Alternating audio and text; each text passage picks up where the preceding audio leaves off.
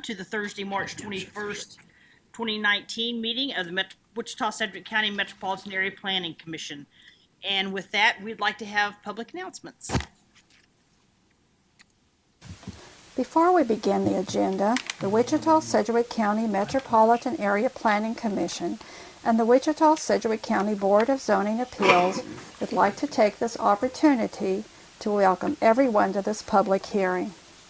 Copies of the agenda for today's meeting, the public hearing procedure, and Planning Department staff reports on all agenda items are available in the lobby of this conference room. The Planning Commission's and the BZA's bylaws limit the applicant on a zoning, subdivision, or variance application and his or her representative to a total of 10 minutes of speaking time at the start of the hearing on that item, plus up to 2 minutes at the conclusion of that hearing. All other persons wishing to speak on agenda items are limited to 3 minutes per person. However, if they feel that it is needed and justified, the chairman may extend these times by up to 2 minutes. All speakers are requested to state his or her name and address for the record when beginning to speak. When you are finished speaking, please write your name, address, and the case number on the sheet provided in the lobby. This will enable staff to notify you if there are any additional proceedings concerning that item. Please note that all written and visual materials you present to the Commission and the Board will be retained by the Secretary as part of the official record. If you are not speaking but you wish to be notified about future proceedings on a particular case, please sign in on that same sheet. The Planning Commission and the Board are interested in hearing the views of all persons who wish to express themselves on the agenda items. However, we ask that all speakers please be as concise as possible and avoid long repetitions of facts or opinions which have already been stated. For your information, the Wichita City Council has adopted a policy for all city zoning items. A copy of this policy is available in the lobby.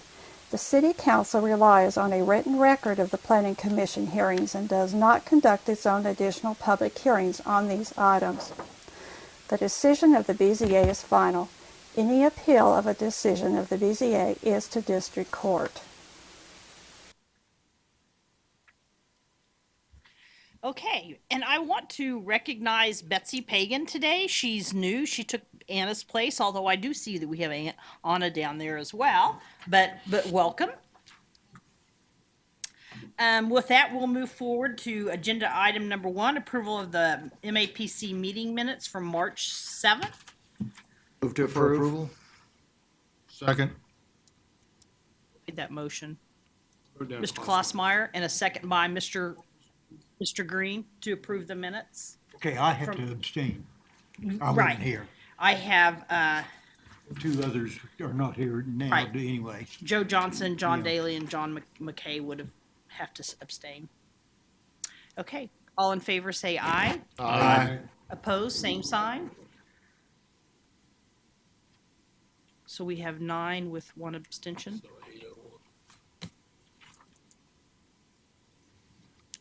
8. It was 1 abstention. All right, moving on to agenda item number 2, consideration of subdivision committee recommendations. 2-1, sub 2018-00044, final plat Schulte Johnson addition. Is there anybody on the commission that would like to hear this case? Seeing none, is there anybody from the audience that would like to hear this case? Okay, we will take that item on consent. Item number 2-2, sub 2019-00005, final plat for Emerald Bay Estates 5th edition. Is there anybody on the commission that would like to hear this case? Seeing none, is there anybody from the audience that would like to hear this case?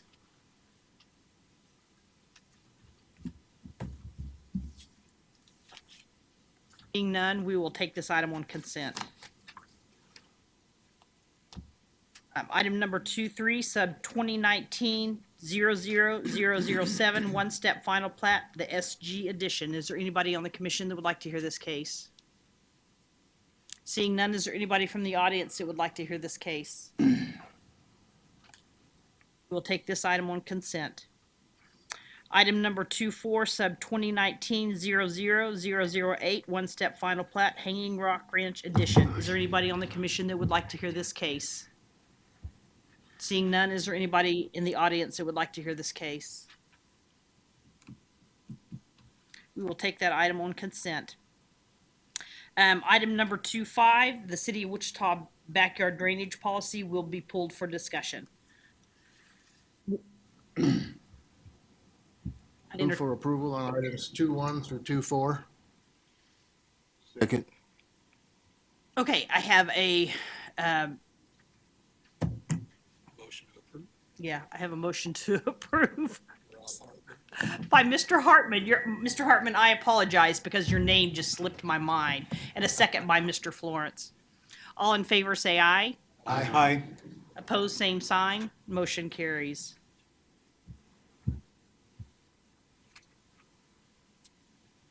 All right, moving on to item number 3, vacation items. We have 3-1 VAC 2018-00037, city vacation of platted reserves, alleys, a 20-foot utility easement, partial complete access control along Ida, Orm Street right-of-way, and portion of Ida Street right-of-way on property zone GC and B. Is there anybody from the audience that would like to hear this case? Is there anybody in the audience that would like to hear this case? We'll take that item on consent. Move to approve 3-1. Second. Okay, I have a motion by Mr. Johnson, a second by Mr. Green. All in favor, say aye. Aye. Opposed, same sign. Motion carries. We keep changing numbers. 11-0. Okay, moving on to public hearings. Item number 4, case number CON 2019-00004, city conditional use to allow correctional placement residents. Is there anybody on the commission that would like to hear this case? Seeing none, is there anybody in the audience that would like to hear this case? Okay, we will hear this case. Item number 5, case number PUD 2019-00003, city planned unit development to allow event center with gravel parking lot on property currently zoned LC. Is there anybody on the commission that would like to hear this case? Seeing none, is there anybody in the audience that would like to hear this case? Seeing none, we will take this item on consent. Case number ZON 2018-00053, city zone change associated with VAC 2018-00037 from B multifamily residential to GC for expansion of existing business. Is there anybody on the commission that would like to hear this case? Seeing none, is there anybody from the audience that would like to hear this case? Seeing none, we will take this item on consent. Item number 7, case number ZON 2019-00006, city zone change to amend PO number 300 to allow for limited restaurant uses on a property zone NR. Is there anybody on the commission that would like to hear this case? You all are easy today. Oh, yes. Oh, I spoke too soon. We will Too hear this soon. case. Cindy, I have a question. 0004, I don't know if that's the applicant that's over there that wanted to see it from the audience or not, to hear about it. Sir, on the case that you wanted to hear, are you the applicant? No. Okay, sorry. Okay, then I would entertain a motion to take these item number 5 and 6 on Move to consent. approve 5, 6. I have a motion by Mr. Bill Johnson, a second by Mr. Jewell. All in favor say aye. Aye. Opposed, same sign.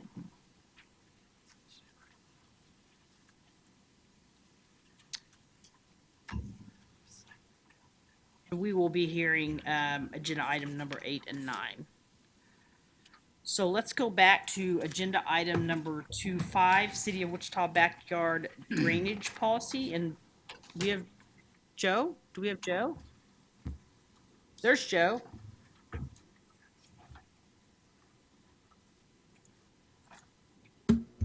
Good afternoon. I'm Joe Hickle, City Stormwater Engineer.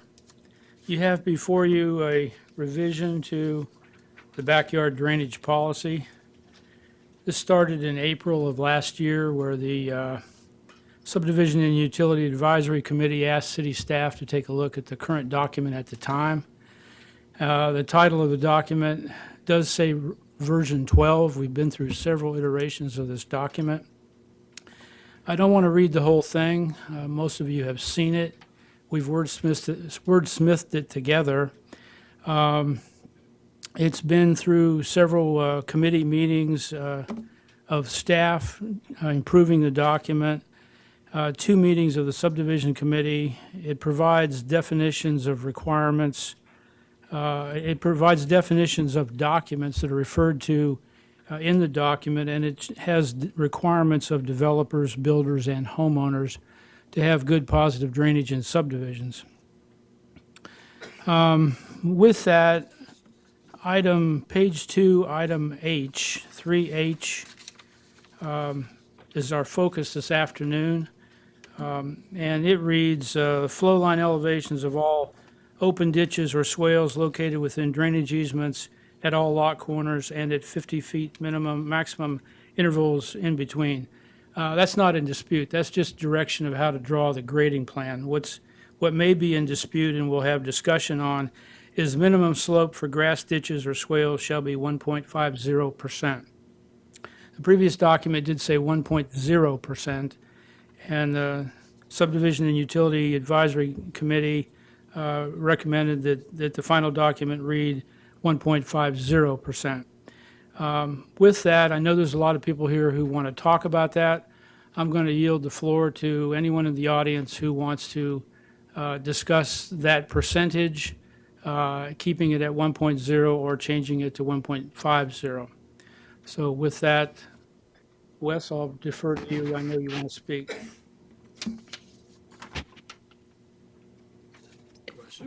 Mr. Hickle, can you stay up there just one moment? Let me ask the commission if they have any questions at this time, please. Okay. Any questions from the commission? Mr. Bill Johnson. I don't know if you have any way to answer this, but of all the curb and gutters in the streets in the city of Wichita, what percentage would be 1% or more?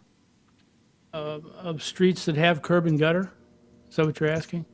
Yes. I think it's probably a pretty high percentage, maybe in the 75%, I would think. Okay. Other questions? Mr. Foster? Joe, this is a general question. As I was reading through this one more time, it dawned on me that the policy document addresses all yards. Are you comfortable staying with the concept of backyard drainage policy when it addresses all yards, or should it be residential lot drainage policy?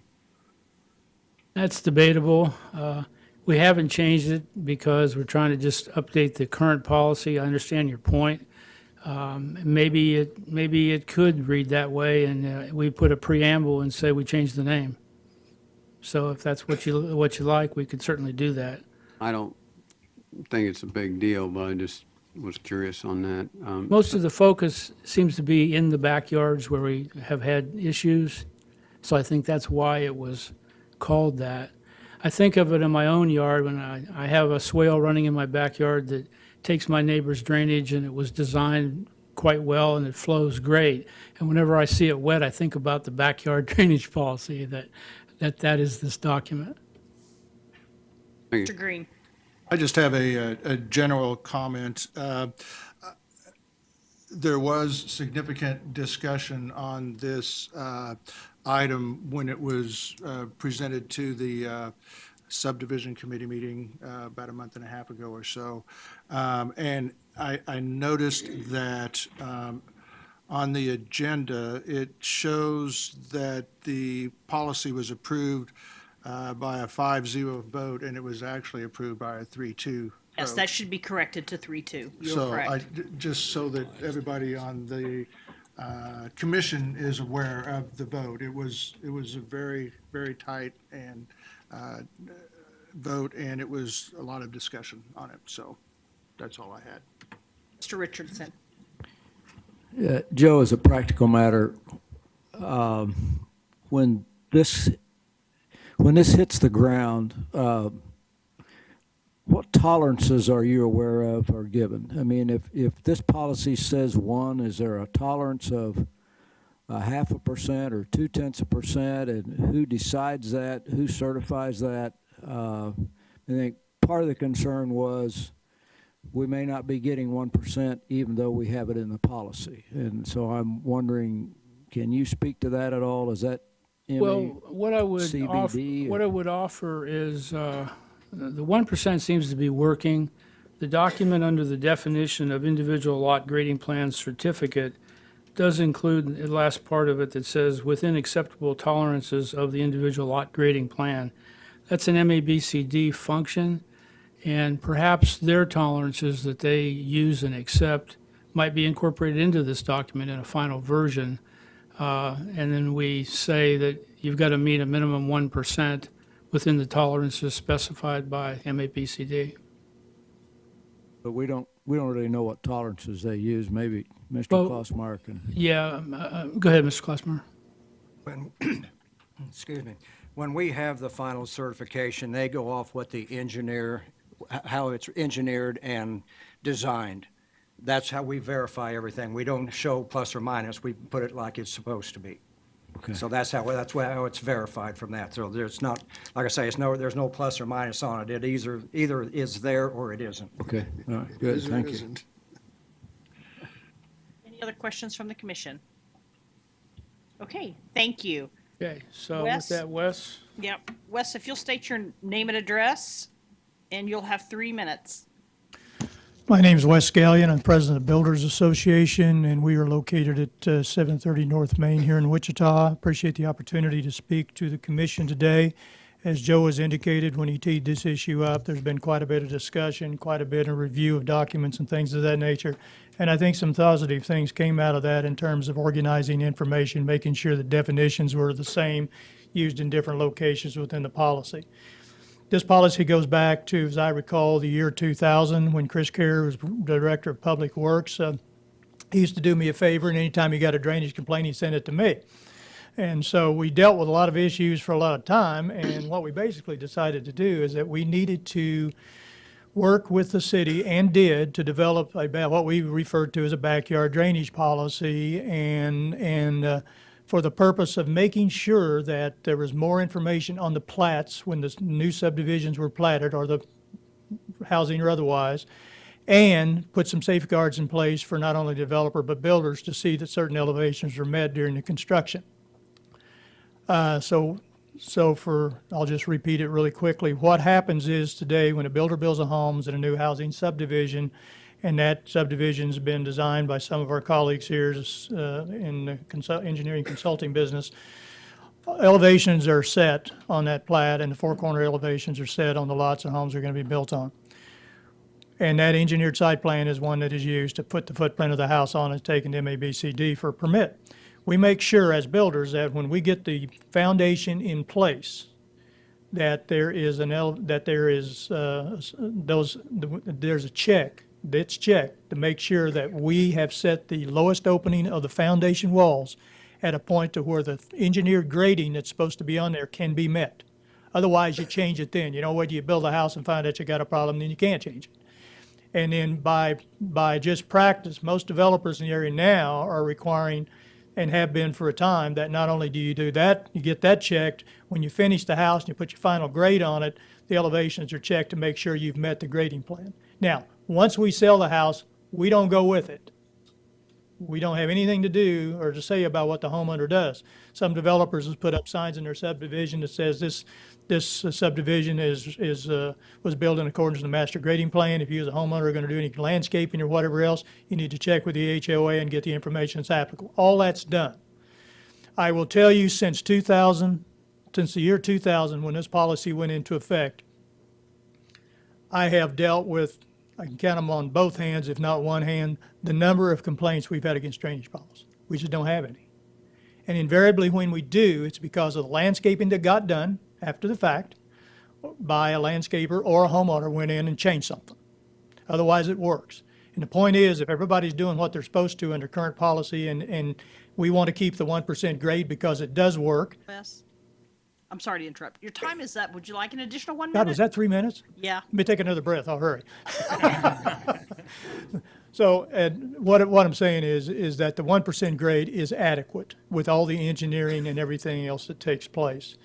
And as an industry, we've done about everything we can do to make sure things are complied with. When we turn loose of it, we don't have any control of that, just like you won't have any control of it either. The other thing I think bears mentioning, and Gary Jensen made this point in earlier conversations, this was about the time that instead of just using surface grade and swales for drainage, clear out of an area or whatever else, we went to underground storm sewers and things of that nature, beehive receptacles and that sort of thing, so you can move water on a 1% grade to an area, it drops in and gets moved out.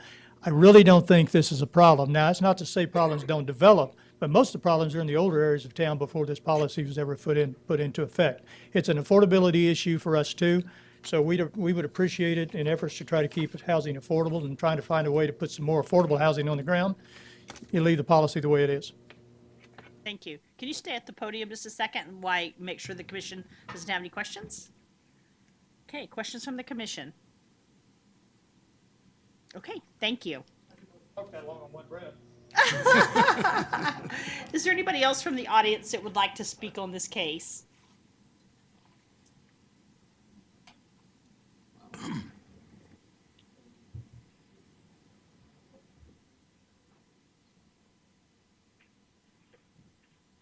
Joe, would you like to come up and make any additional comments?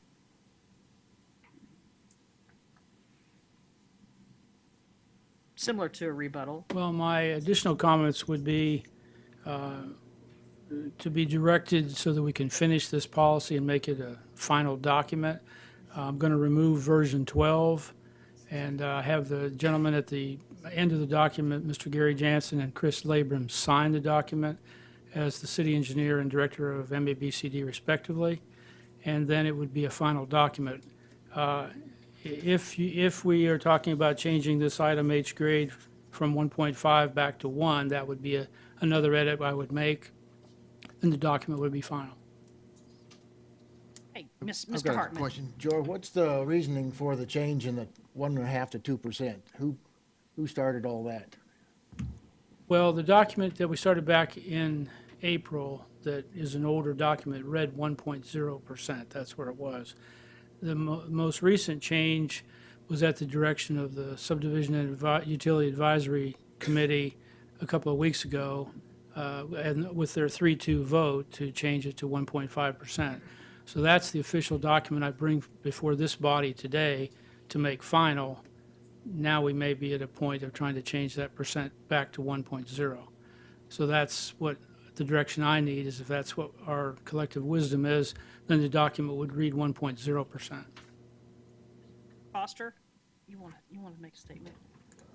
Rob, Mr. Foster brought this up at a subdivision committee and had specific examples of where he thought there was a failure of the policy or the implementation of the policy and wanted the consideration. And so it grew out of comments that Mr. Foster made at a subdivision meeting. And so that's how we got to where we are.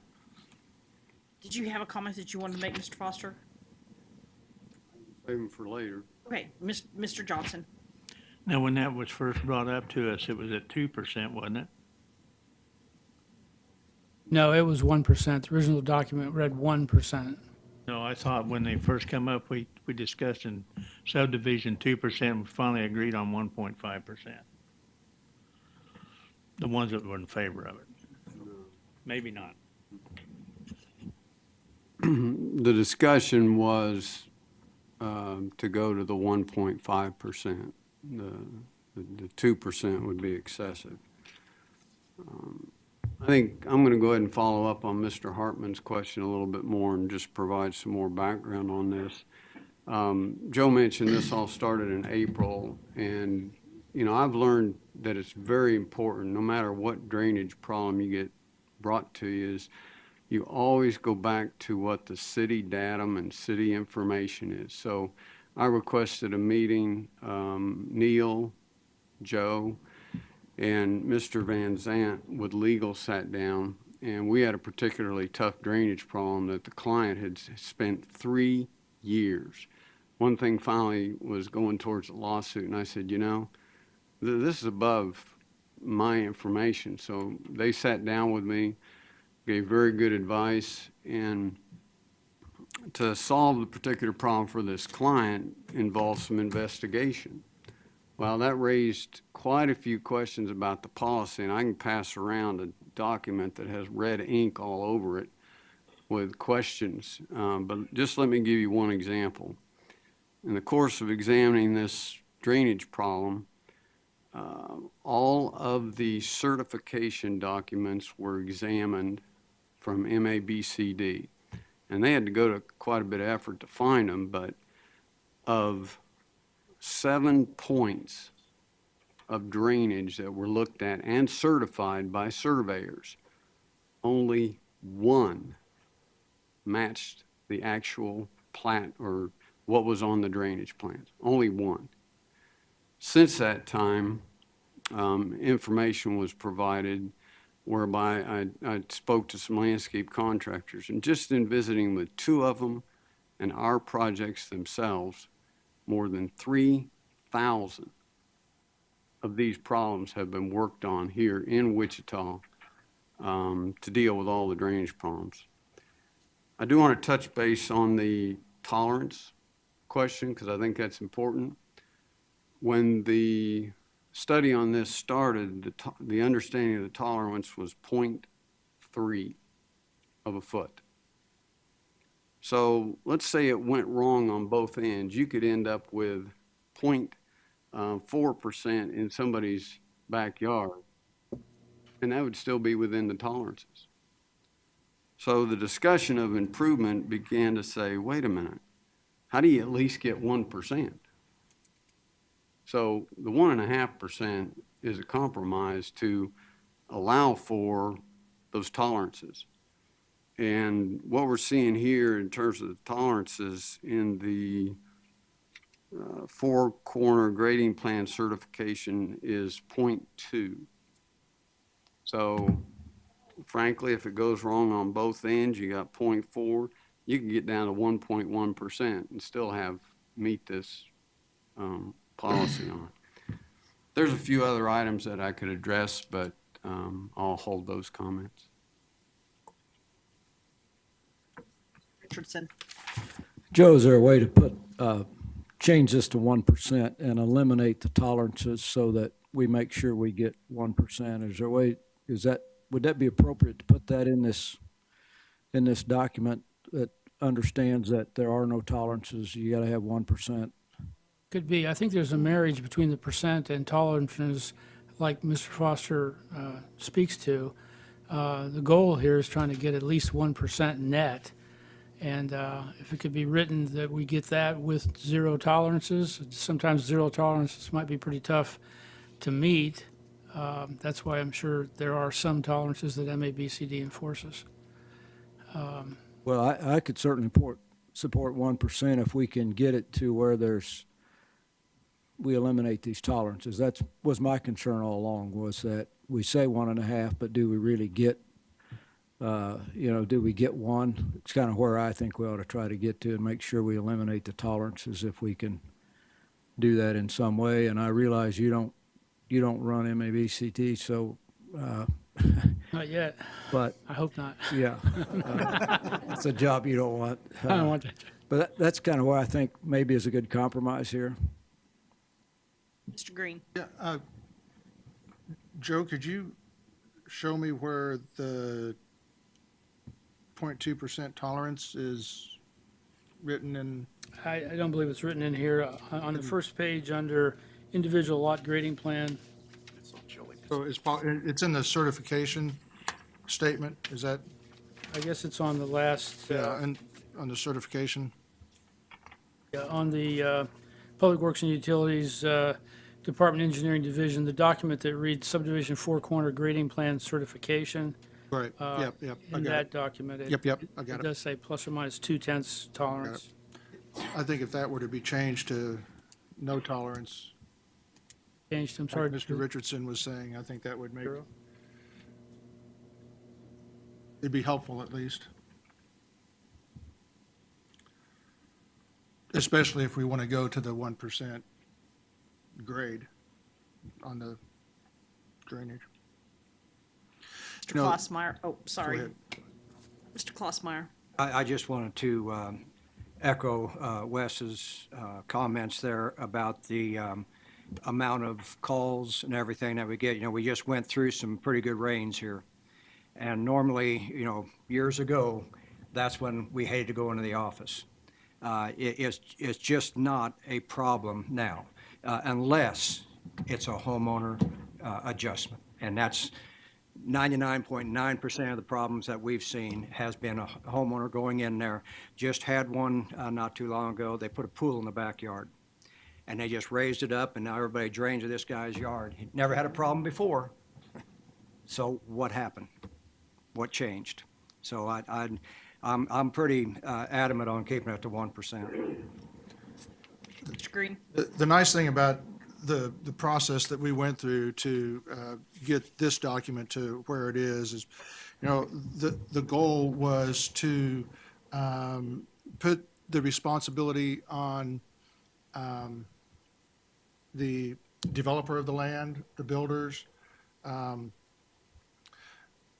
making sure that the minimum slopes and grades were met, not just by verbally saying it, but having documented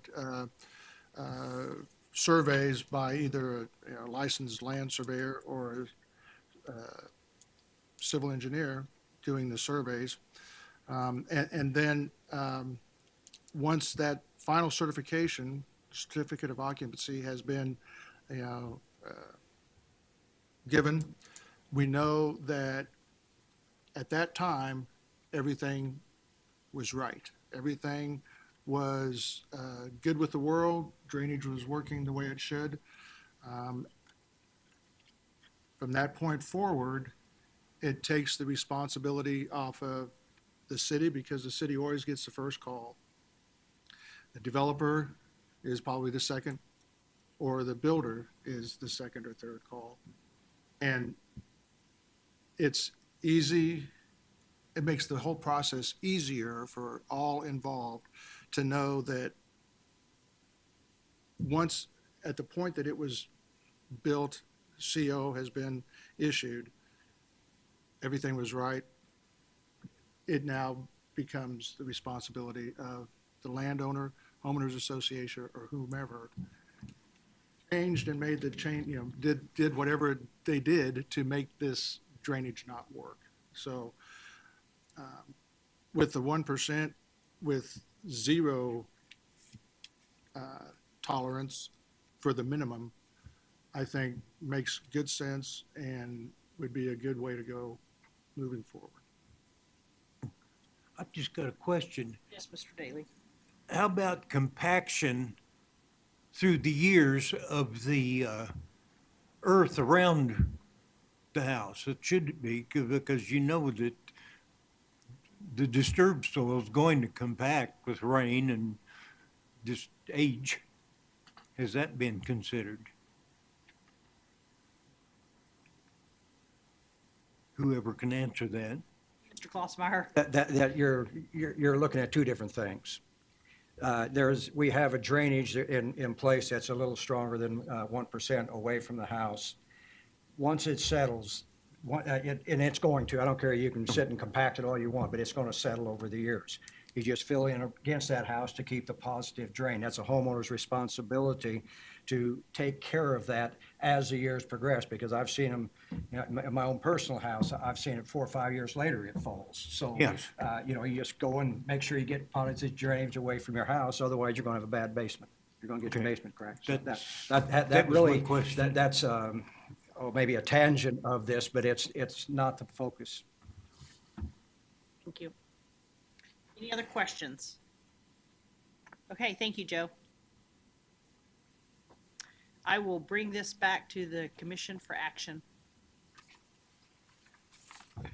I would like to make a motion that we approve this backyard's drainage with the 1% in place. Second it. About the With zero with tolerance. zero tolerance. Okay, I have a motion by Mr. Klossmeyer, a second by Mr. Bill Johnson. Oh, I caught Mr. Johnson first. Other discussion? Mr. Foster? I'll just throw out a broad comment. I mentioned the number of drainage problems that I and other contractors have dealt with. Since the time of this last version coming out, I've had 6 phone calls. 3 of them I've had a chance to go investigate. They're all right around that 1%.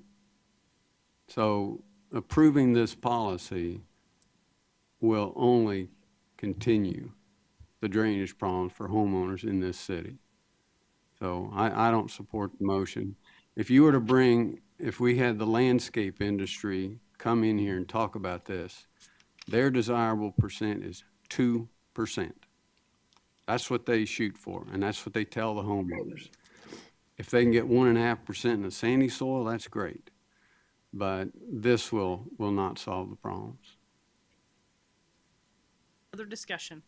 Mr. Green? I know you brought it back to us for a vote. Did we actually open it up to anybody for discussion? Okay. All right. I did. Bill, did you have a comment? Okay. All in favor, say aye. Aye. Opposed, same sign. Aye. Foster? Just 2?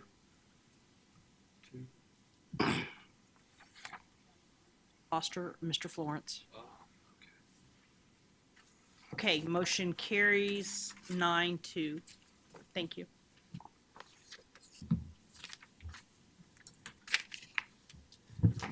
All right, we're gonna move on to item number 4, case number CON 2019-00004. And Dave, it looks like you're up. Thank you, Madam Chairman. Dave, you're out with staff.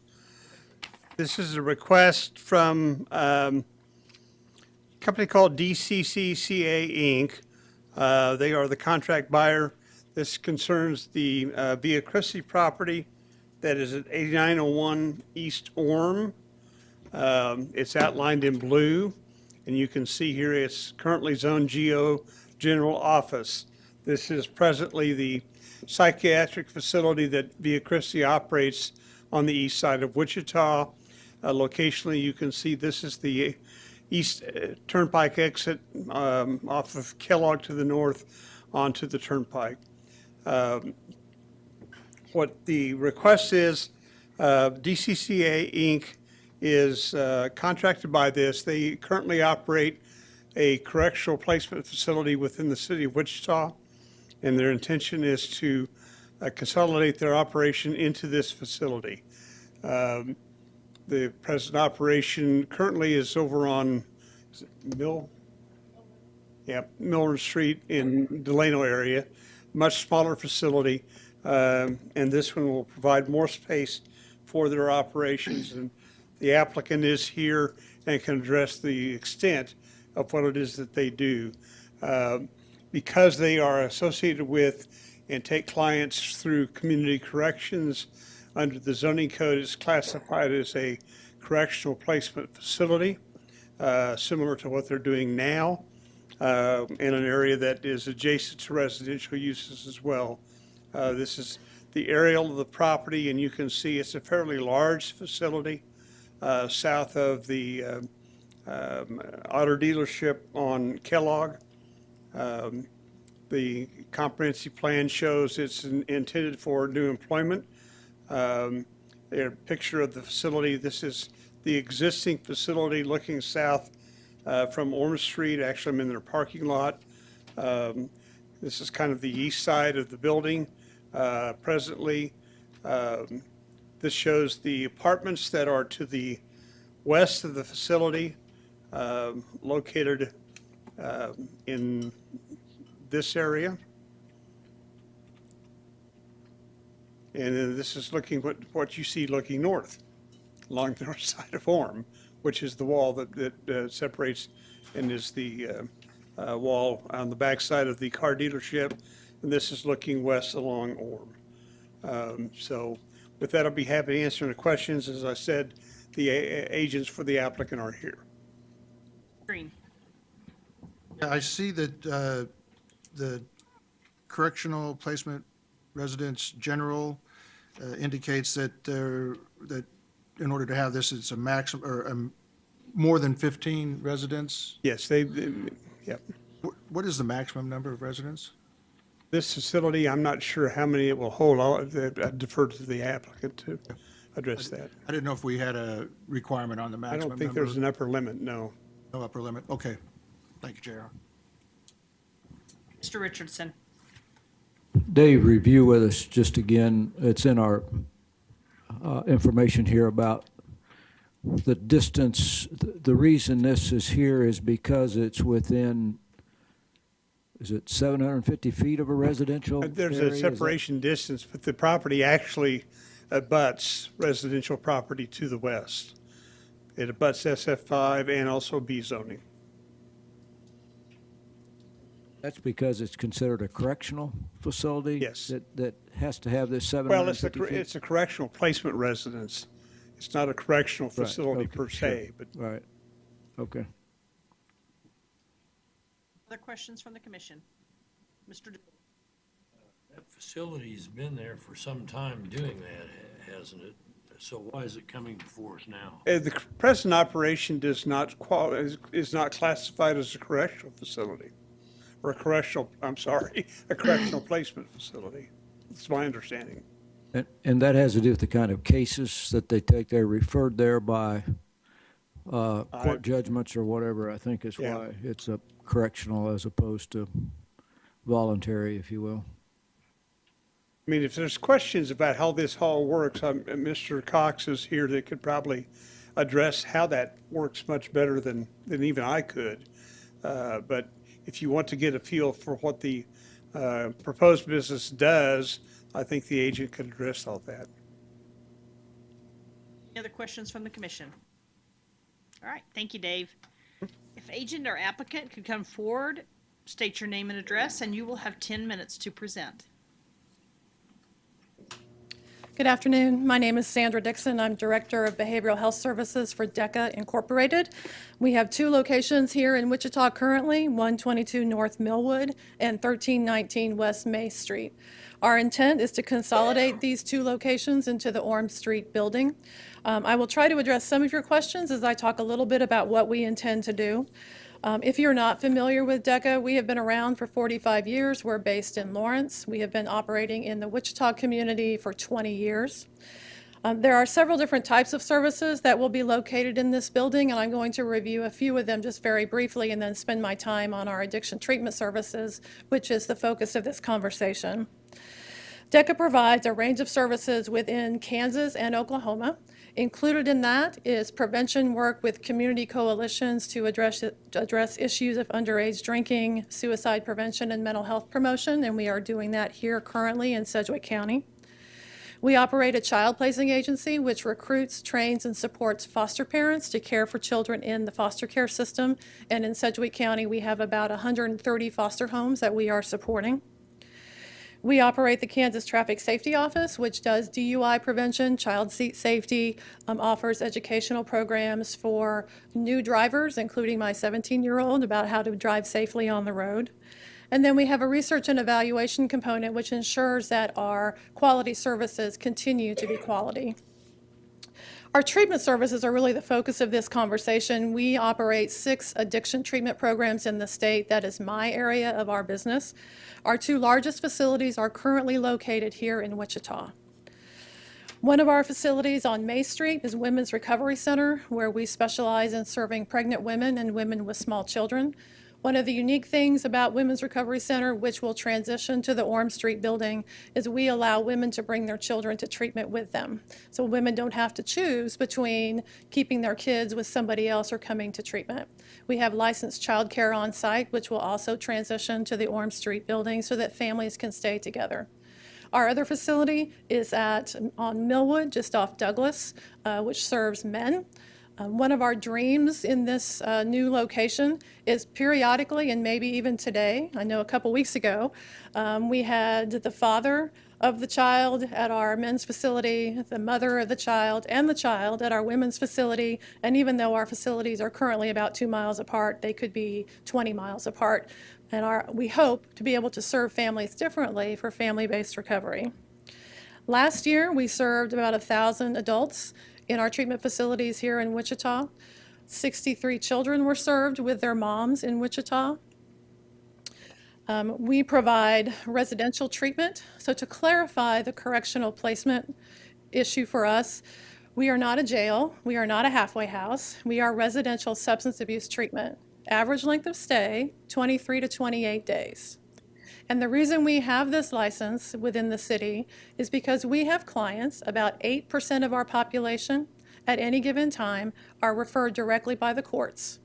They come through community corrections, and the judge has determined that treatment is a much better option for them than incarceration. So they are court-ordered to treatment.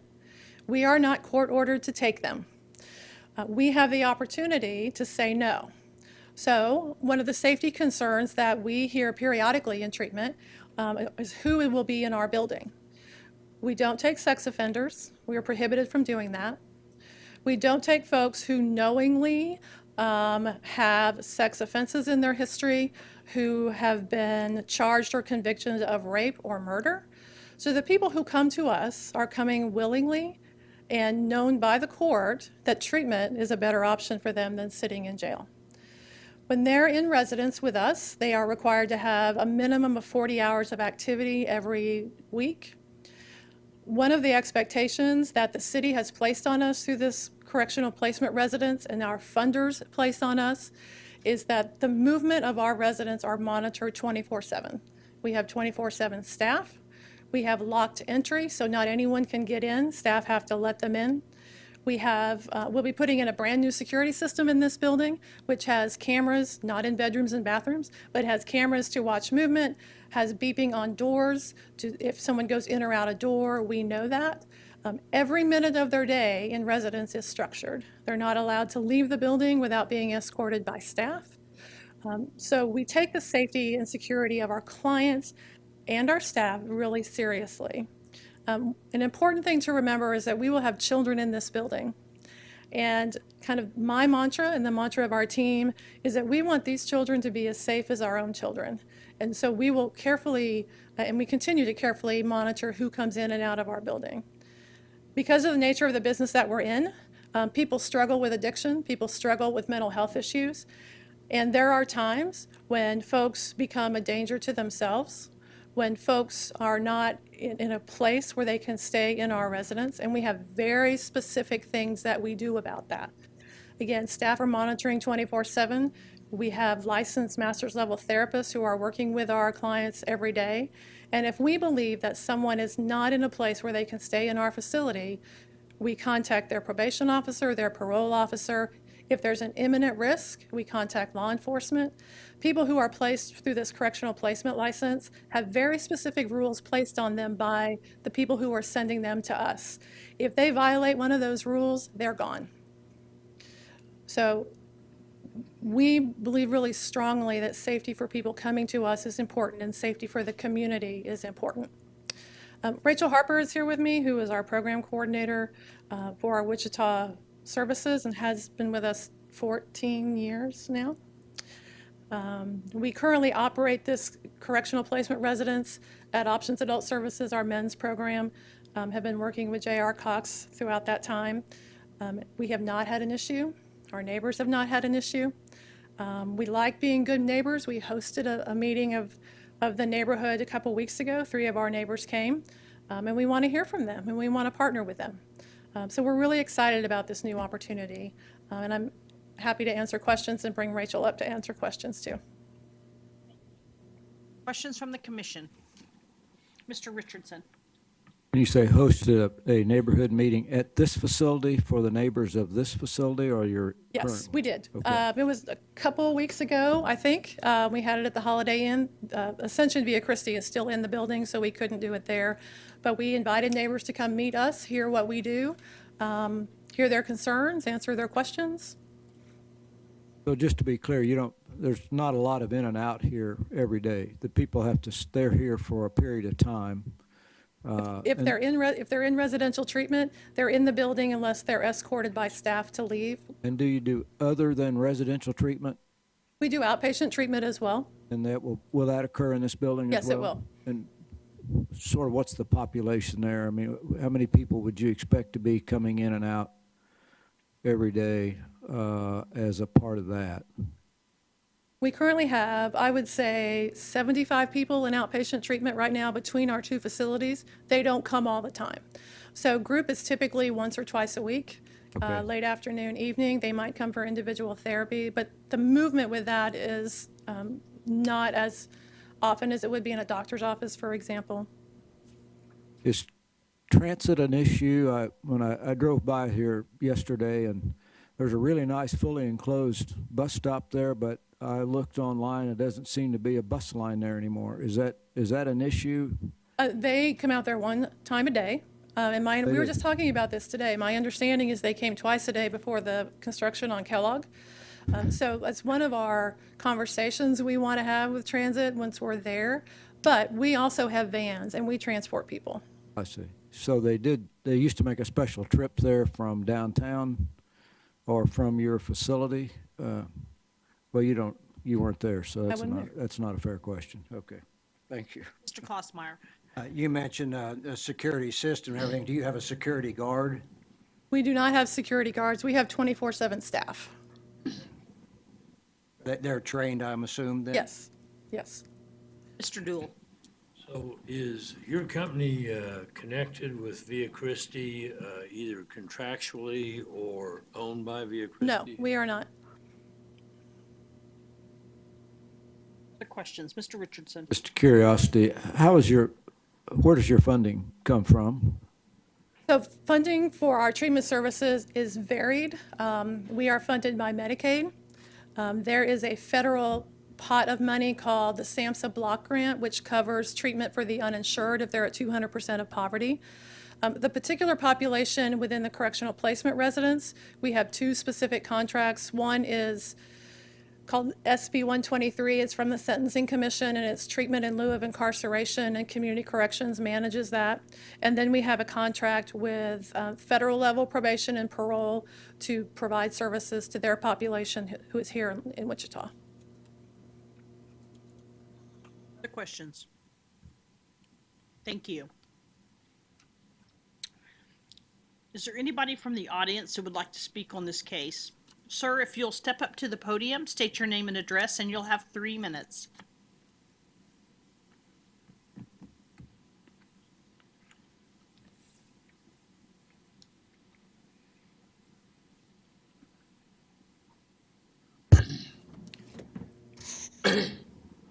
I am David Heffelfinger. I live at 8425 East Gilbert Street.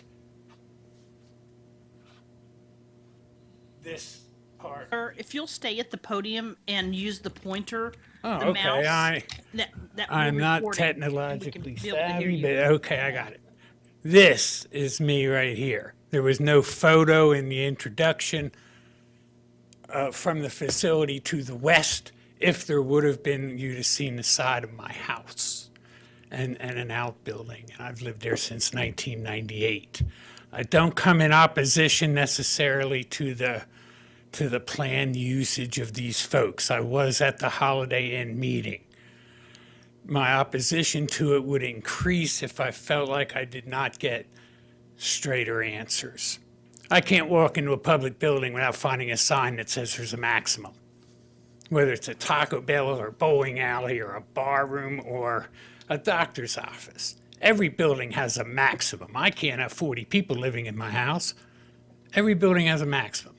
I would like an answer to what would be the maximum if Sedgwick County downtown, county jail got so overwhelmed?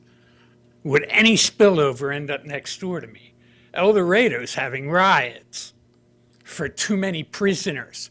Would any of that spillover be accepted by a facility, any facility, not necessarily these folks' intentions, But under the zoning change that you will or won't approve, any owner, and I've seen at least 3, maybe 2 in Via Christi under different masks, but come since I've lived there. So we all know I can point to a video store that's now a church, and a church that's now a flea market. So building intentions are one thing, but actual zoning which would allow what? There should be a maximum understood, I hope, by our city council and your recommendation as to it will not exceed this number of people ever under any circumstance. I think that's a fair request of me here with 480 feet. My wife and I never really have lived in darkness except for electrical blackout for either the apartments in our front yard or the lights on this facility under current usages. Will that lighting be increased anymore under the intended changes? Because we don't live in the dark now. Any one of us here, and I may be the oldest one here, could get through the fence between us in under 15 seconds if we can raise our foot. Sir, your time is up. Would you like an additional 1 minute? I would not try to be quick. Okay, thank you. Fencing, lighting, maximums. And I'm curious as to the internal usage of this. I understand there will be buildings. There will be no known pedophiles. You can't say no pedophiles. Or how do you establish that definition? No known. I'm good with, I don't stand in opposition to the intentions of this operation. I just want to know if in harder times, rougher times, failure to make bottom line profits, does this zoning give permission to whoever is running it at the time to increase numbers drastically or increase risk levels of the people they're taking in drastically? What would that maximum look like to the guy that lives next door? I'll finish by saying my property is available. I am motivated, I suspect, to look to live somewhere else. But even with that being the case, I have not said I stand here opposed. I would like more information. Thank you for your time. Thank you. Does the commission have any questions? No? Mr. Florence? JR is standing there, and I was hoping that he could address some of those questions, those Okay. concerns. JR? Good afternoon. J.R. Cox, MAPD for the record. Terrell, your confidence in me may be overrated. I really don't know that I can answer the question on maximum. Maximums are based on the usage and the building.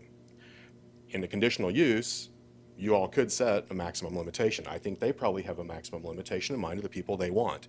The building can have any number of people it's designed for. I don't know the building codes well enough to know, based on its construction type and its layout as it currently is, or what it might modify to, what that maximum would be. But as part of the conditional use, you could set a maximum, and I think as part of the conditional use, you could also set limitations on the clientele that's involved. Did that help? Any other questions from the commission? Thank you. Both. Is there anybody else from the audience that would like to speak on this case? Okay, seeing none, we will bring it back to the, A rebuttal? right. We will bring back the applicant for a 2-minute rebuttal. You thought that's what I was going to say. You all thought I was going to bring it back to the commission for action, but I was going to bring it back to the applicant. So a couple pieces of information. I don't know if this is helpful. We currently operate 62 beds at our women's program and 48 beds at our men's program. We intend to license this facility for 80. We're actually staffed for about 80. From a funding perspective, as long as DECA is in this building, this is, just a reminder, this is treatment. This isn't jail. This isn't a halfway house. We are licensed by the state and nationally accredited to provide substance abuse treatment. short-term, intensive, help people get out in the community, have jobs, be self-sufficient, have safe housing, raise their kids. It would not be our intention, as long as we were there, to have a facility full of people who are court-ordered to treatment, because we serve a variety of people.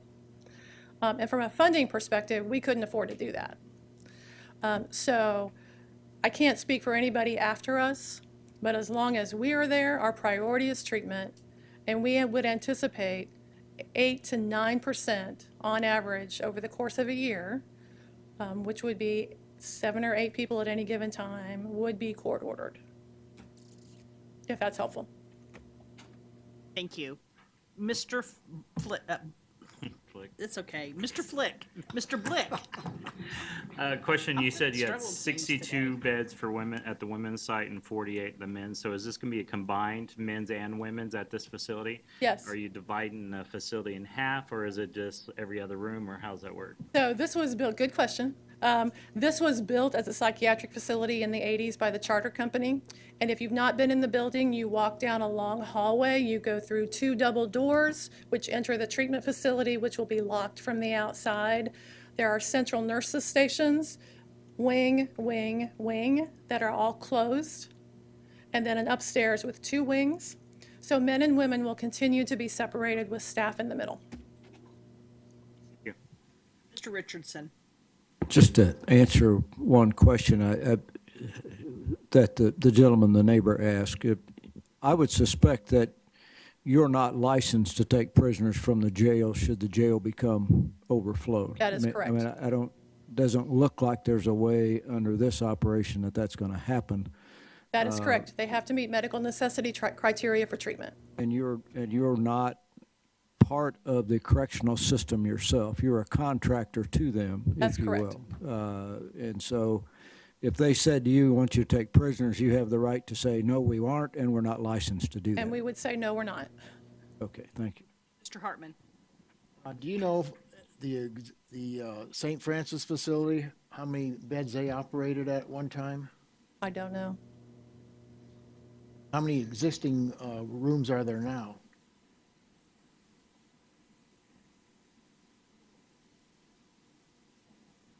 We selected 80 because I believe there are 40 rooms with double occupancy. I believe Ascension was operating at 70. I think that's the number they were operating at. Hey, Mr. Foster? And then, Yeah, I just want to follow up on, you'd mentioned the 80, or at one point you mentioned moms with children. Are the 80 we're talking about specifically those in treatment? Yes. And that includes kids. Okay, thank you. Mr. Hartman. One more question. Now, the 80, would you be agreeable to set the limit at 80?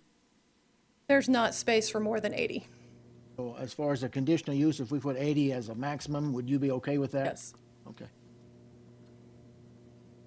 Mr. Daly. I've got one, I think it's staff, that there was a question from the neighbor that if this facility quit using this building, could it be used at a more intensive, maybe correctional use? Or is it limited, or can we limit it to just say that it's for this purpose? Well, the correctional residence specifically does not allow it to become a correctional facility. Thank you. So it would take a zone change to do that, irrespective of ownership. Thank you. Mr. Florence? Would you have any facilities that deal with a family unit as a whole? So that's one of our dreams. There is one wing that we might look at in the future, where we would have family suites. Other questions? Mr. Foster? Just to follow up on a question from the gentleman who spoke, he mentioned lighting. Do you anticipate some changes of the site itself, or things going to remain the We same? do not. Okay, thank you. Other questions? I'd simply like to say that I appreciate that the work that you're doing with the work that I do in the community. I know that there's a growing need to serve families where there's addiction issues, so thank you. I would echo those comments. Thank you for what you do. Most of us, frankly, wouldn't have the guts to do it, so I appreciate that. Thank you. We appreciate the opportunity to be here today. Okay, thank you. With that, we will bring it back to the commission for action this time.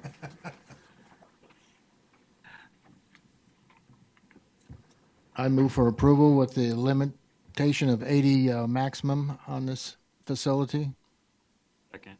Okay, we have a motion by Mr. Hartman and a second by Mr. Blick. I'm gonna get it right this time. Other discussion? Mr. Richardson? I just wonder, ma'am, could you come back to the podium just for a minute?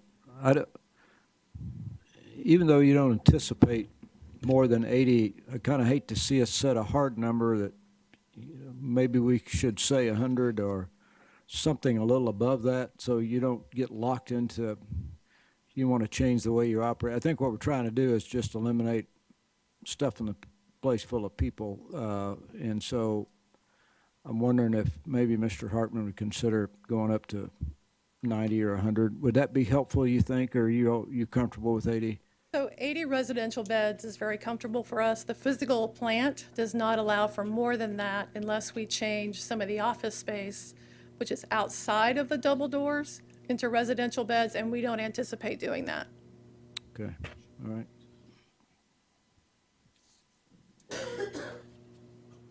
Any other discussion? Okay, if not, all in favor say aye. Aye. Opposed, same sign. Okay, motion carries. Moving on to agenda item number 7, case number ZON 2019-00006.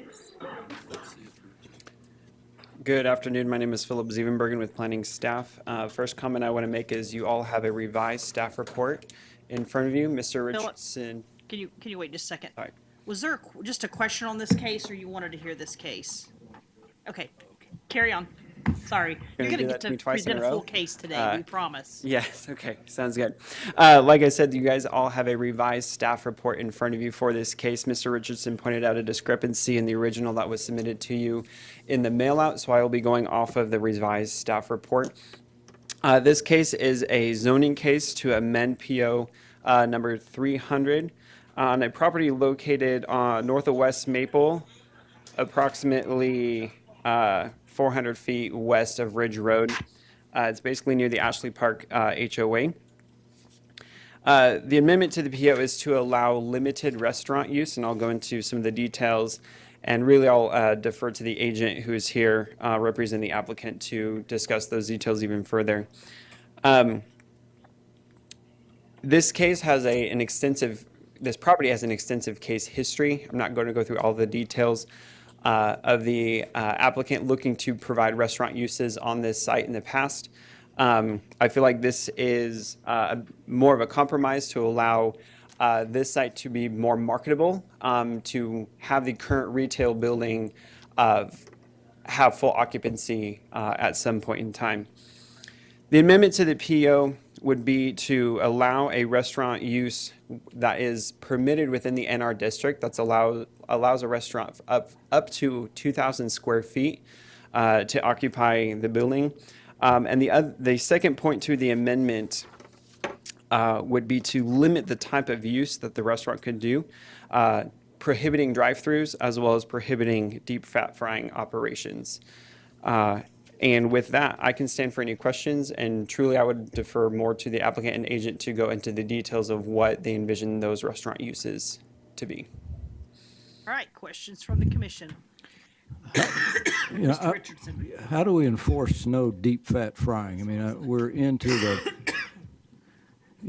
who does that? As we, staff kind of talked about in our staff meeting today, I believe that would probably come through the permitting process of not allowing them to, install hoods, things of that nature that would have to be required in order to have frying operations in the building. Well, I think to have any kind of cooking, you're going to have a hood, whether it's frying or not. If you're going to have a commercial kitchen. Correct, and that's where I would defer to the applicant or agent to explain what types of operations they'd be having related to restaurant uses. I don't ever recall us getting into that level of detail in a restaurant. Do you, Dale? No, as I understand it, and Philip can correct me if I'm wrong, but this is something the applicant requested. Staff didn't come up with this. Correct. Well, I think it's probably a reasonable idea. I'm just not sure going forward how we, how we make this happen. And my concern here is that, as we've learned, you cannot protest odors coming from off-site if it's for food preparation in the city of Wichita. So once this becomes a restaurant, the neighbors are stuck.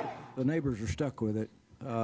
They will not be able to protest it, except if they know it's not supposed to have a deep fry operation, because the staff has told us that if you don't like the smell, if it's coming from food, no matter what kind, you get to live with it as a neighbor. So it's going to be tough, I think, to enforce it, but we'll let the applicant talk to that. Other questions? Thank you. And if we could have agent or applicant come forward, state your name and address, and you have 10 minutes.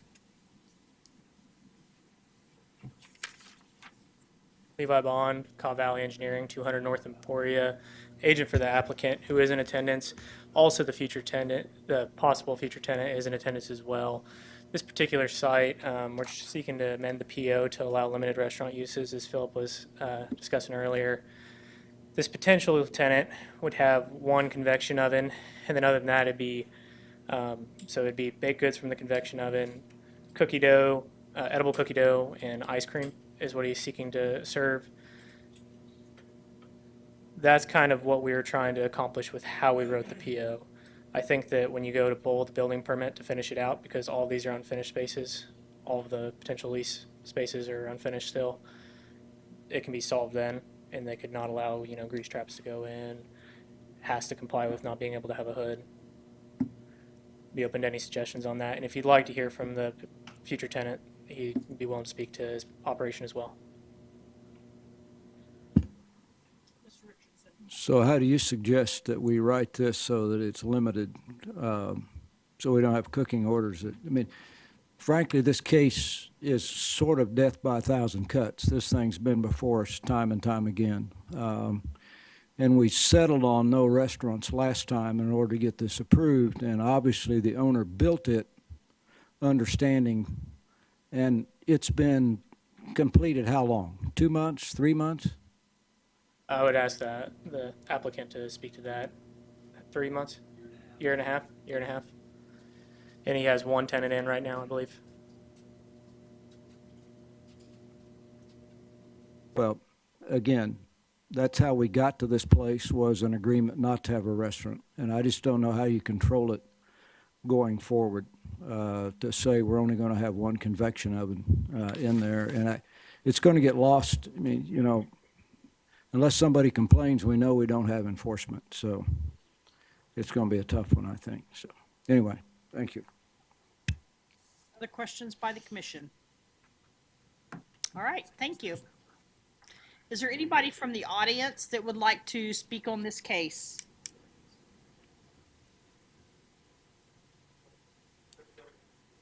Okay. Are you the applicant? I'm the potential future tenant, but I'm not the applicant. Okay. If you'll just step forward and state your name and address, and you'll have 3 minutes.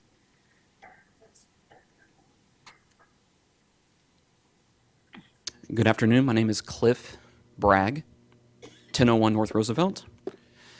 I think the word that keeps coming up is a restaurant, sir, and you're saying, how do you enforce a restaurant use? There's a lot of enforcement on that. I own a current restaurant, Milk Float, that's in Delano. I know what a full kitchen looks like and all the requirements for that, and this is very far from that. There's no hood pumping out any kind of smells. There's no frying going on. It's a restaurant just like a Starbucks would be a restaurant. And then take it 2 steps back that there's no drive-through. It's the restaurant category is so broad that it really makes nuance in discussion very challenging, but it is a very nuanced situation that I am asking you to consider. This is something also that will add tremendous value to the neighborhood. As I have experienced with my current establishment, it's something that is bringing significant value to our current neighborhood, and families love it. This is it's a tremendous opportunity, is what I'm trying to convey. And through engineers can speak on this thing, you can absolutely enforce all of that. If there's a writ that you cannot have a hood, that you cannot have grease collection, like a 1,000-gallon, 1,500-gallon underground interceptor, like a full-service restaurant could never go in under any circumstances ever. So again, we're dealing with a broad category, and I'm actually asking the commission for nuance on that, like to think of it in a much more delineated, detailed way than, okay, it's a restaurant. It's not that. And, we hope to be there if we can with approval for 20 years, but if it's more short-lived than that, any one future potential tenant would have to abide by all of those regulations that are put in place. Engineers have to come in, they have to approve plans, plans have to go to the city. So that's all I have on that. Just wanted to add a little more detail to that. Thank you. Mr. Florence. Sit in. Mr. Florence, got to get up to your mic. Yeah, I'm sorry. How many, will you have tables and chairs for people to? Yes, sir. In the restaurant? Yes, sir. You know how many you plan? We're planning on 30 or fewer. You're very welcome. Other questions from the commission? Mr. Richardson. Couple of questions. One, when we get a restaurant deal, we got different parking requirements. Are we going to be able to meet those? That's for me? Well, no. Excuse me, I'm sorry. It's for the staff. Parking requirements were dealt with in previous case history. Let me look through my staff report here. Off the top of my head, as I was writing the staff report, I don't remember what the exact details were. The site, it has sufficient parking for all uses related to the site. There are no separate regulations on if it's a restaurant use in neighborhood retail versus a different use in neighborhood retail. It's all based on square footage, and a restaurant use up to 2,000 square feet. Again, I don't have the details right in front of me, but we can look those up. When I was doing the calculation, the current site has sufficient parking. Don't we have, I don't know, Scott, can you help? Don't restaurants carry an override based on how many seats they have, or? That's correct. And if he, excuse me, if he had 30 seats, he'd be required 10 spaces. 10 spaces. How many parking spaces are out there? I found it here.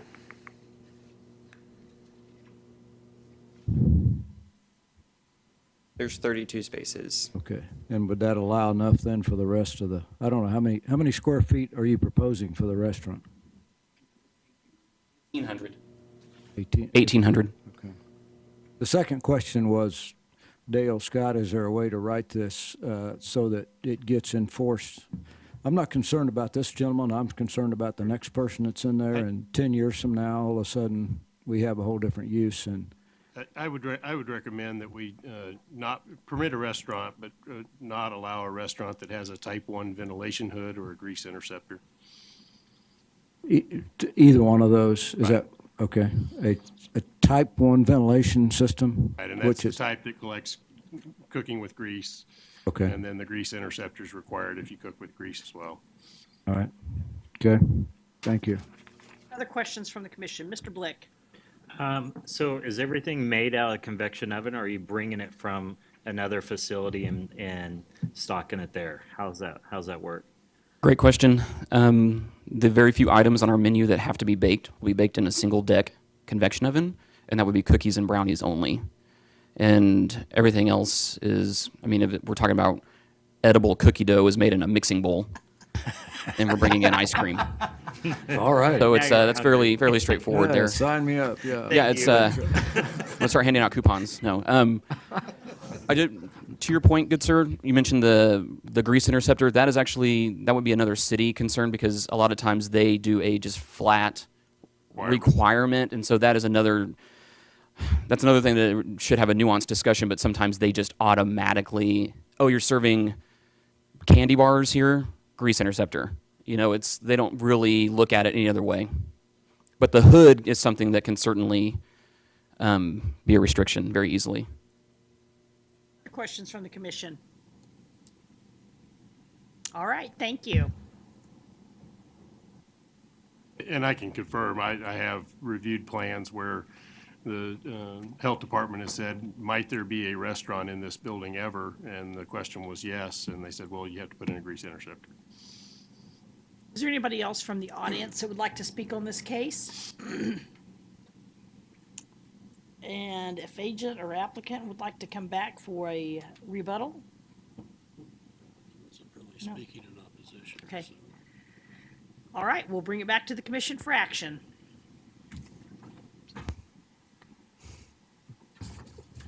Mr. Blick? I'd make a motion to approve, with the exception of a type 1 ventilation that could not be on that facility. Second. I have a motion by Mr. Blick and a second by Mr. Bill Johnson. Discussion? All right, all in favor say aye. Aye. Opposed, same sign. Motion carries 11-0. Made the second. It was Blick made the motion, right? Mr. Bill Johnson.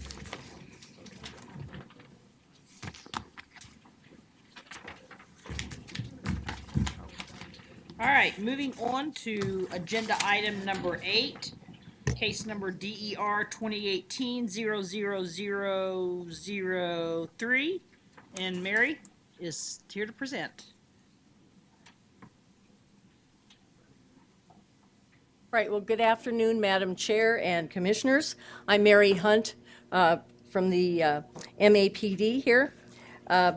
Today, I am asking you to set the public hearing for Wichita Places for People. Places for People is an action step of our comprehensive plan. Our Urban Infill Advisory Committee recommended approval of this plan and asked it to come forward to you for consideration. And just to let you know, I left a flyer on your table there. We're going to have an April 9th open house over at the Advanced Learning Library on April 9th, and I hope people can attend that. So all of you have had a copy of the plan for quite some time now, several months, probably about 6 months now. But I'm just going to take a few minutes here to do some of the highlights of the plan to refresh your memory. I know those of you on the Advanced Plan Committee saw a presentation, but this is actually shorter than that. So here we go. So the purpose of the plan is putting people first rather than automobiles, connecting the neighborhoods to commercial centers. It's transportation for everyone and having these active centers. And the reason we're doing is we want to take better care of what we have, revitalize our community, take advantage of all that existing infrastructure that we have, and focus on our established neighborhoods, and then also address some of the regulatory barriers that keep development from happening. So happening where? Here's a map of Wichita with some of our surrounding suburbs, and then the red line shows what's called the established central area. It's about 62 square miles, about a 3-mile diameter outside of the downtown core. Okay, just a reminder of where that is. Just some quick facts. That 62 square miles is about 38% of Wichita. It has slightly more than half of all our residents, and subsequently slightly more than half of our households. It holds almost 2/3 of all our jobs and has slightly, fewer of retail sales in that area because a lot of that has spread to the edges. So basically we have 3 place types, and they're categorized by size. We have small, medium, and large. So we have our neighborhood hub. An example is 13th and West. We have the community core, slightly larger. That would be like Delano. And we have a regional center, which is the largest of them, and Central and Hillside near Wesley would be a great example of that. What we have is called a nodal development pattern, and you have 3 areas to that node, and you have the very center, the node, that's the most intense development. You have a transition area, that little halo area that goes out from there, and that blends out into the edge, and the edge are where the residential activities are. So again, here's our established central area. That was a term that was set with the comprehensive plan back in 15 and 16. And this shows you the location of all of these type, or what they'd call our place types based on size. And you can see they're pretty evenly scattered throughout this area. Okay. So we've got small places. It's called a neighborhood hub. Examples of this, because on small places, there's like 26 of them, I think, in the plan, but 17th and Hillside, 13th and Broadway, et cetera. They tend to be located at an intersection, no bigger than maybe a couple of blocks, 40,000 square feet of commercial space. Unless you have a grocery store, then it's double that. And you have about a 1.5 mile trade area. So it's fairly small. And this is just a rendering of what a neighborhood hub could look like. This happens to be, let me think, 17th. Yeah, let me look here. Yeah, neighborhood, I think this is 17th and Hillside.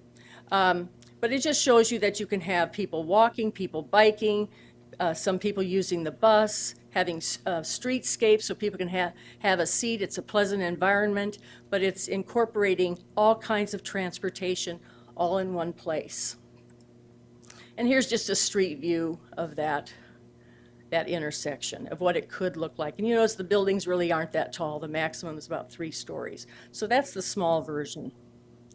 And this is what nodal development would look like on a schematic at 17th and Hillside. You notice we've got the university there on the upper right. So that very center, that darkest purple, that doesn't reach out to there. But you've got the very center, which is the highest intensity development, and then you got the lighter purple spreading out there. That's your transition area. And then this one shows a really large residential edge. So then we go up to medium-sized places or community core. Again, Harry and Oliver, Delano, these are good examples that could be or already exist. It's maybe a couple of intersections, 6 to 12 blocks. We got more commercial space all the way up to 250,000, and it needs about 50,000 people to support it, and people are willing to travel about 4 to 6 miles to use it. Again, a bird's eye view of that. A little more intensity. We've got some buildings. Here, look, I can get this. There we go. Like, we've got, multi-story building up here, right at the top. Goes back more than one building position from the intersection. But again, we've got a plaza there for some, just some gathering spaces for people, pedestrians, cars, bikes, etc. And they're all working together. Again, this is a street view of that same rendering. This one's at Harry and Oliver, just an example. Again, you'll notice that very outside area, the lightest of the color. Yeah, I see if I, down here. It just doesn't go out as far as some of them, but the center area is a little bit bigger. And then we have our largest places. This is the regional center, and we have fewer of them. I think the plan only calls for 6. But those are places like, Wichita State, Old Town, the malls on either side of the city, et cetera. Again, the number of blocks that it includes rises.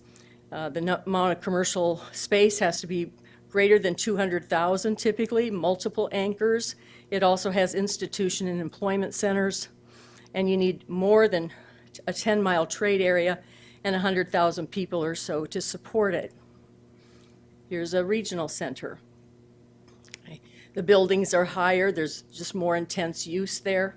Again, but we're including some kind of plaza space over here on the lower left, et cetera. So very much like the others, just at a bigger scale. And then here's just a street view of that same one. And the nodal development on this, we deliberately asked our consultant to look at this spot. This is Town West Mall. And it's kind of in a transition phase. It's still open, but not fully occupied. Typically, we would say that Maple and West would be the intersection.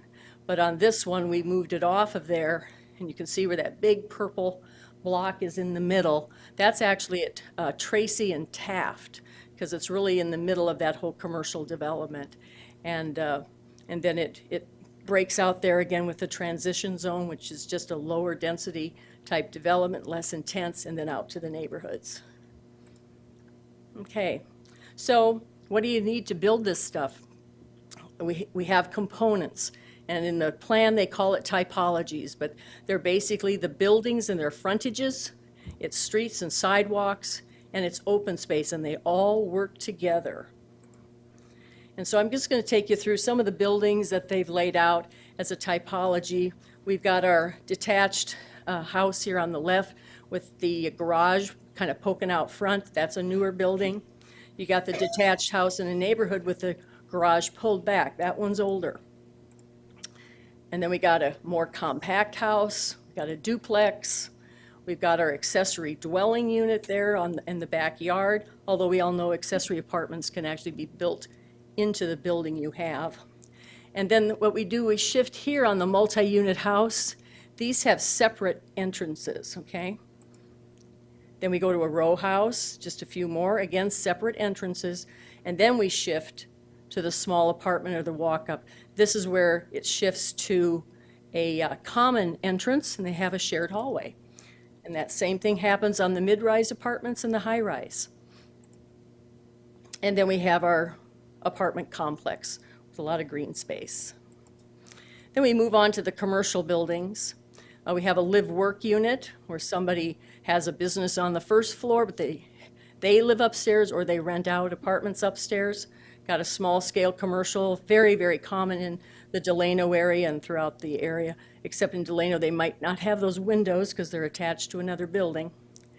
Got a mixed use here where we might have an office downstairs and some residents upstairs.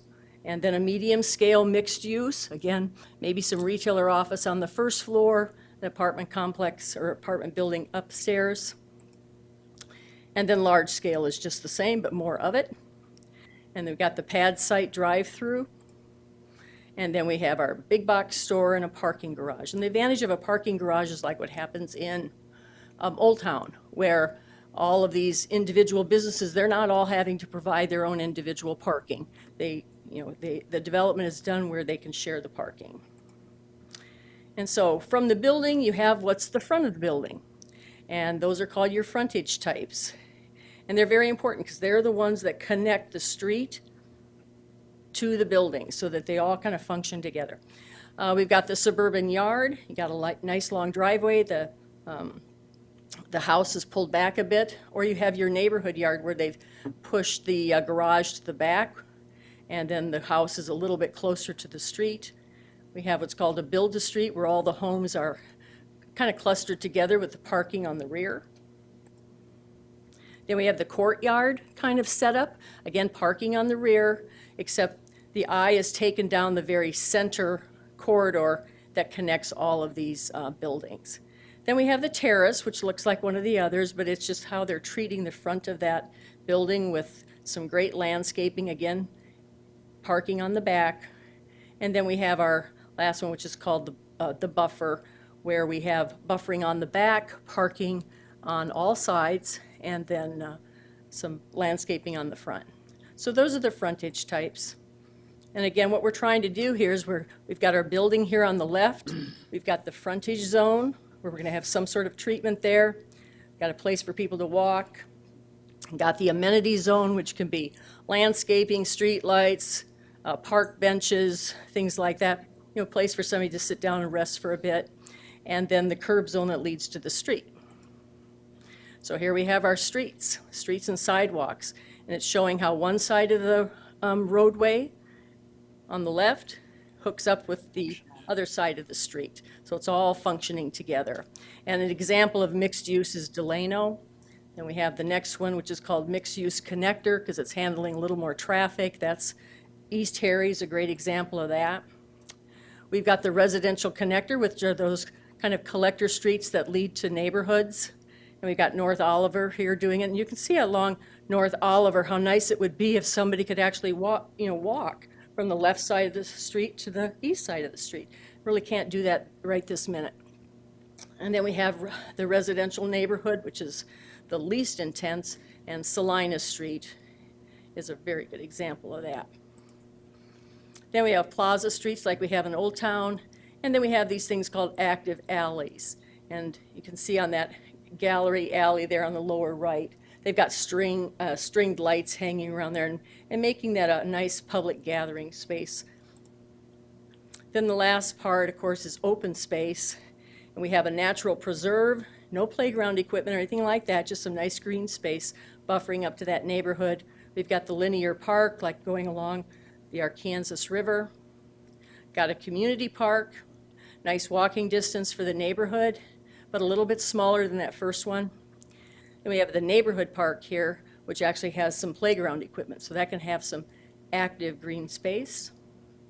We have the square, which is all those on the left here, all those buildings surrounding that green space.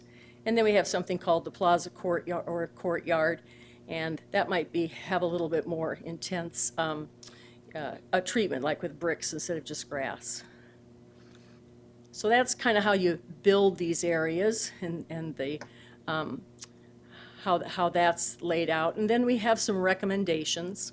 One of them is our residential zoning code. One of them is to do those accessory apartments or accessory dwelling units by right instead of coming here to get permission to have one.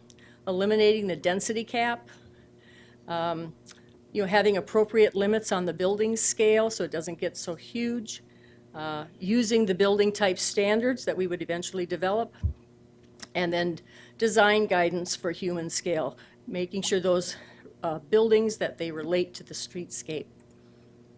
Then on commercial, we would if we can start working on the zoning code, is change the required setbacks, have appropriate limits on the scale, having multiple small scale projects rather than one just big huge thing, and then design guidance for human scale development. I know we had that on the last one, but it applies here as well.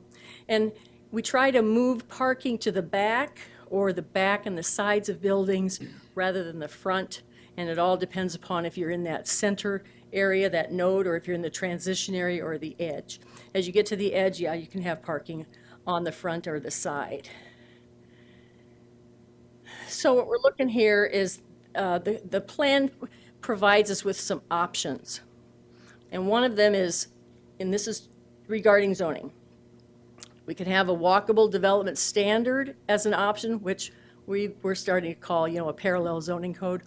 Or we could allow some of these things in specific locations using a location criteria, or require it only in specific contexts with an overlay tool, or require it based on a specific plan. We would eventually have to make a decision on which of these we're going to go with and what it might mean for us. And then the other one, of course, recommendation is establishing a land bank. And if you're going to establish a land bank, and many, many communities have them, what they do is they acquire, hold, and manage these distressed properties. Many of them are abandoned or tax foreclosed property, and just procedurally, they just get all gunked up because nothing can be done with them. Develop a plan to reuse or rehab that property. We create it through a city ordinance because the state allows us to do so. And it is then managed by an independent agency. And then we have our collection of investment tools that we've had for a long time. We use them in many circumstances. There's nothing new with these, but these too would apply in this area. And so, happy to take questions or comments. All right, questions from the commission. Mr. Richardson. Mary, just to be clear, the inclusion of this in the comprehensive plan still means we have to go back and amend the zoning ordinance or whatever we do to implement this as a whole separate procedure. Is that correct? That is correct. If we want to implement the ideas here, okay, we must move on and adjust our zoning code to make that happen. But that's a separate action. It doesn't change zoning just because we choose to adopt these concepts. So what we do is we say we want to do this, then we allow ourselves a lot more work to figure out how to make it happen That's true. by changing the code. So Yes. we will not have heard the last of this by any stretch of the imagination if we move forward. That's correct. Just to be clear, we're really approving the concept, if you will, and then we've got to figure out how to implement it. That's a fair statement? That is perfectly stated. Okay, thank you. We have work to do. We? We have work to do, yes. Mr. Foster. When the planning commission considers the factors, will staff then need to, as part of their report, examine this since it's part of the comprehensive plan and make note of that? So we'll consider it? I missed the first part of that, I'm sorry. Could you repeat? Given that this would be part of the comprehensive plan, and one of the factors in a case relates specifically to the comprehensive plan, will staff need to now then double-check this document so that that is part of the report, so we know that going into a case? Yes, it would, if it's inside the established central area. Yes. Do you have a question? Nope. Okay. If there's no other questions, then I will bring this back to the commission for action. I move we set the public hearing date of Thursday, May 9th for the adoption of Wichita Places for People Plan. Second. I have a motion by Mr. Hartman, a second by Mr. Green. All in favor, say aye. Aye. Opposed, same sign. Okay, motion carries 11-0. Thank you, Mary. Welcome. All right, moving on to agenda item number 9, tiny homes action and notification. Mr. Russell, Mr. Hamker? Hamaker? If you'll state your name and address, and you'll have 10 minutes. All right. Hello, Commission. My name's Russ Hamker, 2206 South Ironstone Street. Thank you again for hearing me again today. I know I've been here a few times. So, Dale, thank you again for allowing all this. I know this discussion's about tiny homes here, and I kind of want to recap a few things. I know most of you guys have heard a lot of this already, though. Sir, can you state your address, please? Oh, I said it was 2206 South Ironstone. Thank you. I apologize. That's okay. All right, so to recap here a little bit, so I moved into Wichita here and built a house shortly after, and built it out in the Sierra Hills division, where my address is at now. I built it out there intentionally so that the property value would increase, and it was also at the edge of the city intentionally so that it was a nice quiet area. It's also in an upscale neighborhood as well, so I was hoping my property value would increase, and sure enough, a lot more houses got built around my area recently, and my property values increased. Hey, great.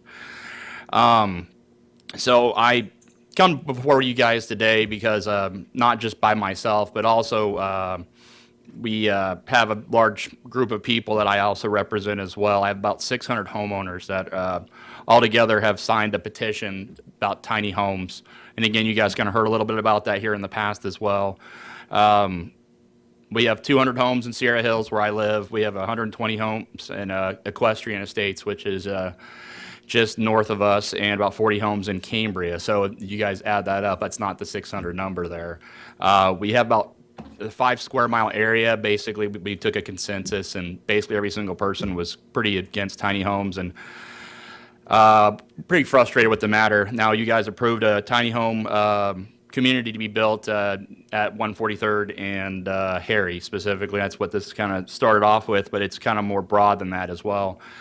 But to the point, though, still, my area, a lot of the people are up in arms about this still. I hear fire and pitchforks every day almost anymore. I hear about fighting. I see discussions on Nextdoor, if you guys know that. And a lot of people pretty upset about tiny homes in general. Not necessarily the ones that are coming behind my house, but I think a lot of people are worried about them getting built, close to them as well. One of the other problems that we're having in our own area right now is homes aren't selling. We have one home that's about 700 feet from where Tiny Homes is supposed to be built at here, and it's gone through 4 realtor companies. No one will look at the house even. I've had multiple realtors come out and talk to you guys in the past as well. They've also talked to you guys about how we've had a lot of problems with nobody wanting to look at homes or buy homes in our area because of this issue. So on to actually the issue itself here. So myself included here with this, tiny homes are dissimilar enough to some standard homes that I think we need to look at doing zoning regulations and different rules for them. A lot of people have discussed this with me, that they compare it to multifamily homes, duplexes, or trailer homes. I've had a lot of people talk about how it's just a more expensive version of a trailer area.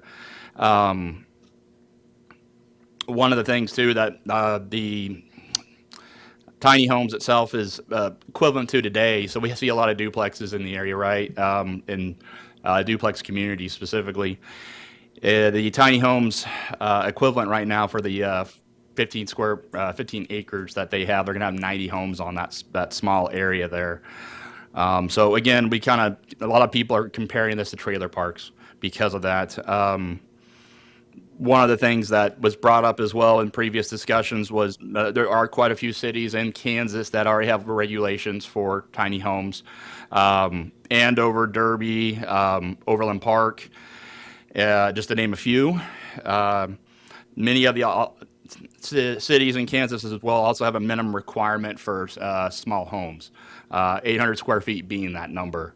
Right now, the tiny homes are below that number that are planned to be built here close to me. And I know there's a couple other communities that have been discussed, I know, right now in the city. Again, we have some kind of frustration points with that from the 800 square foot.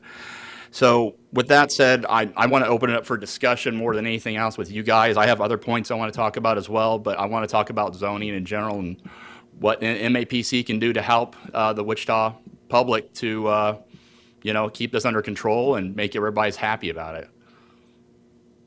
Well, could you go ahead and complete making your points? Okay, I can do that, no problem, okay. Then I'll open it up to questions from the commission. Okay, well, I'm going to put up some questions. That's what I'm going to do to you guys then to think about. So, and I already kind of went over it once already again, the MAPC, how are you guys going to protect the citizens' property values in regards to tiny homes? That's one thing that a lot of people have asked me. MAPC, how are you guys going to protect home sales? That's another problem as well. We also have had a lot of people talk about crime rates with tiny homes. Is that there's a lot more homes, a lot more people in a smaller space. They have to worry about crime rates going up. How is the MAPC going to help field that? Another one that was brought up, and I'm included in this as well, so my kids go to the school right there next to tiny homes where it's planned to be built, is what is the MAPC planning to do for zoning or regulations around schools to help with traffic and crime and all that as well. And then just in general, again, back to traffic, a lot of people have complained to me about traffic, and I want to know what the MAPC is going to do to help take care of that. So with that, I'll hand it over back to you guys.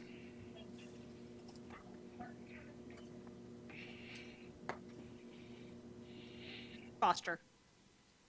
Dale, I'm trying to remember back, you had mentioned a figure that through MABCD, someone could have a house at 150 square feet. Is that correct? That's correct. You have to have a 75 square foot living area, and then there is an approximately 35 square foot area for a bathroom. Can be larger. There's a minimum distance from the toilet to the sink and that sort of stuff, but roughly 35 square feet. And then the kitchen area has to be 35 square feet.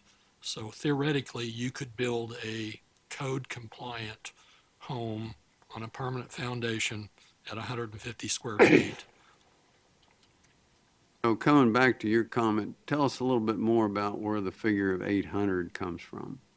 Well, 800 is actually coming from other organizations like yourselves. So, Andover, Derby, Overland Park, they actually incepted these specific numbers as well. That was not me. I didn't make that number up. I'm just gone through and looked up their information and presented it. Now, you guys have also done your all's own assessment of that square footage amount and found quite a few cities in Kansas that have that. And 800, 700, somewhere in there has been that number. Right now, you guys have 150, so my closet could be a house. Mr. Florence. Have you did any research for other communities that have allowed small, tiny houses and see what type of effects they had on property value and the issues that you brought up? Sure. Yeah. So great question. Thank you. So yes, I've done quite a bit, and a lot of the different communities in our local area, they've put up similar regulations for them so that they have a comparable to trailer homes specifically, and they've put a lot of rules and regulations in for something similar to that. And because of that, you don't see these communities popping up because it wasn't cost effective at that point to put them up. And that's what the whole point of tiny homes is to be cheap and deep. Blick. So by the sound of it, you're not a fan of affordable homes? I'm totally a fan of affordable homes. Just not in your area? No, I am not for my property value being degraded substantially. So that's one of the reasons I am primarily up here as well, is my property value looks to lose 20%. I've had multiple different realtors tell me that, and it might lose more at this point. I mean, I have a great example of a house that's down the street from me that it can't sell. People won't look at it. I'm very concerned. I mean, if I wanted to sell my house today, I might not be able to sell it at all. For over a year, we have one in Cambria that hasn't been able to sell now for like 8 months. So when was your addition built where you're located right now? Approximately 5.5, 6 years ago. I apologize. I don't know the exact, but before that, it was farmland? That's correct. So the farmer that was out there, they now see an increase of traffic because 5 years later, there was a development that was made, correct? No, they sold their property to make that. Other farmers around there or anything? I don't think there's really not much other farmland that's directly by my neighborhood now at all. We have a couple of different stables primarily. I wouldn't count those as farmland specifically. We see this throughout Wichita where when you go further east and west, north and south, new development, and we see complaints with traffic and all that. Well, that's just growth. No, I agree with that statement there, but no, this is not the same thing in my opinion. So you have home neighborhoods and you also have tiny homes, which is a totally separate thing. So you guys have approved 90 homes and 15 acres. So the grand plan for this, that I understand it from the developer, is to do over 900 homes on his lot on that 143rd and Harry location. So 900 homes is not equivalent to my 190 homes approximately that are actually in Sierra Hills. So do you see that with affordable housing or tiny homes, they're usually less vehicles, or they're more vehicles than somebody that has $150,000 or $200,000 house? I would say they'd be the exact same. I mean, it's designed to handle at least 2 people, if not more. Okay. So I know myself, I have other personal concerns about tiny homes that, for regulation purposes, how many people can live in a house? Someone else brought that up at another discussion point, and well, you mentioned more traffic, and so that's why I was trying to. No, figure sure, out, I understand. That's a great point. Big multiplexes, and there's, we're talking tiny homes where it's usually 1 to 2 cars. That's the same as a residential area where you're at, where there's 1 to 2 cars. So if it sounds like it's about the same. So you're talking 1,800 cars versus 400 cars is what my math is trying to come up with. So that's why I'm talking about that specifically. That's great. But 1,800 cars versus 400 cars in my neighborhood versus that one, that's a pretty large difference and a very large amount of traffic difference. And excessive is the word I'll use. Mr. Richardson. Several comments. One, a question back to you. If this had been rezoned multifamily for a large apartment complex, how would you feel about that? I would feel like that was probably the same thing. I would probably want to be concerned about property values, at least with that. I'm not going to lie. I mean, I'm still up here because of my property value for my house and everybody else's in the whole area. I think the biggest thing, though, is really came down to, and you guys talked about it here, I think, on the actual agenda is notification specifically. We didn't have any notification. It just happened. You guys approved it. Everything went under the covers, if you will, for everybody else. No one knew about it at all. It just happened. Well, okay, so the answer to my question is, unless it's houses of your same size, you think it would decrease your property values? Well, so I would agree with that statement in the means of yes. I'm not saying my same size. Even a $150,000 standard house is going to equate to more evenly sell my house for the property value that it's at today. And that's because that's going to be all dealing with the real estate market in general there.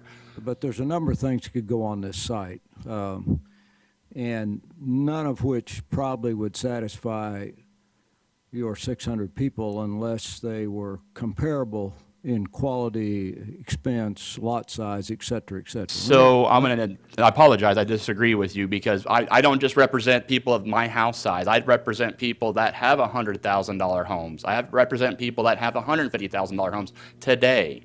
Okay, so, but if they're standard homes. If we had an apartment complex, that, in your opinion, would decrease your property values, number one. It would be, but it would be definitely less. Yeah.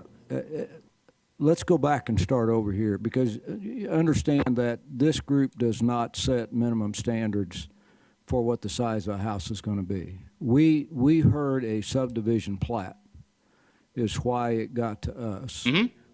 Any number of things could be built on those lots. As I recall, up to a 1,600 square foot house on those same lots. And what I'm hearing you say is, if it were a more expensive place on those lots, you'd be all right with it. So we don't control what goes on there.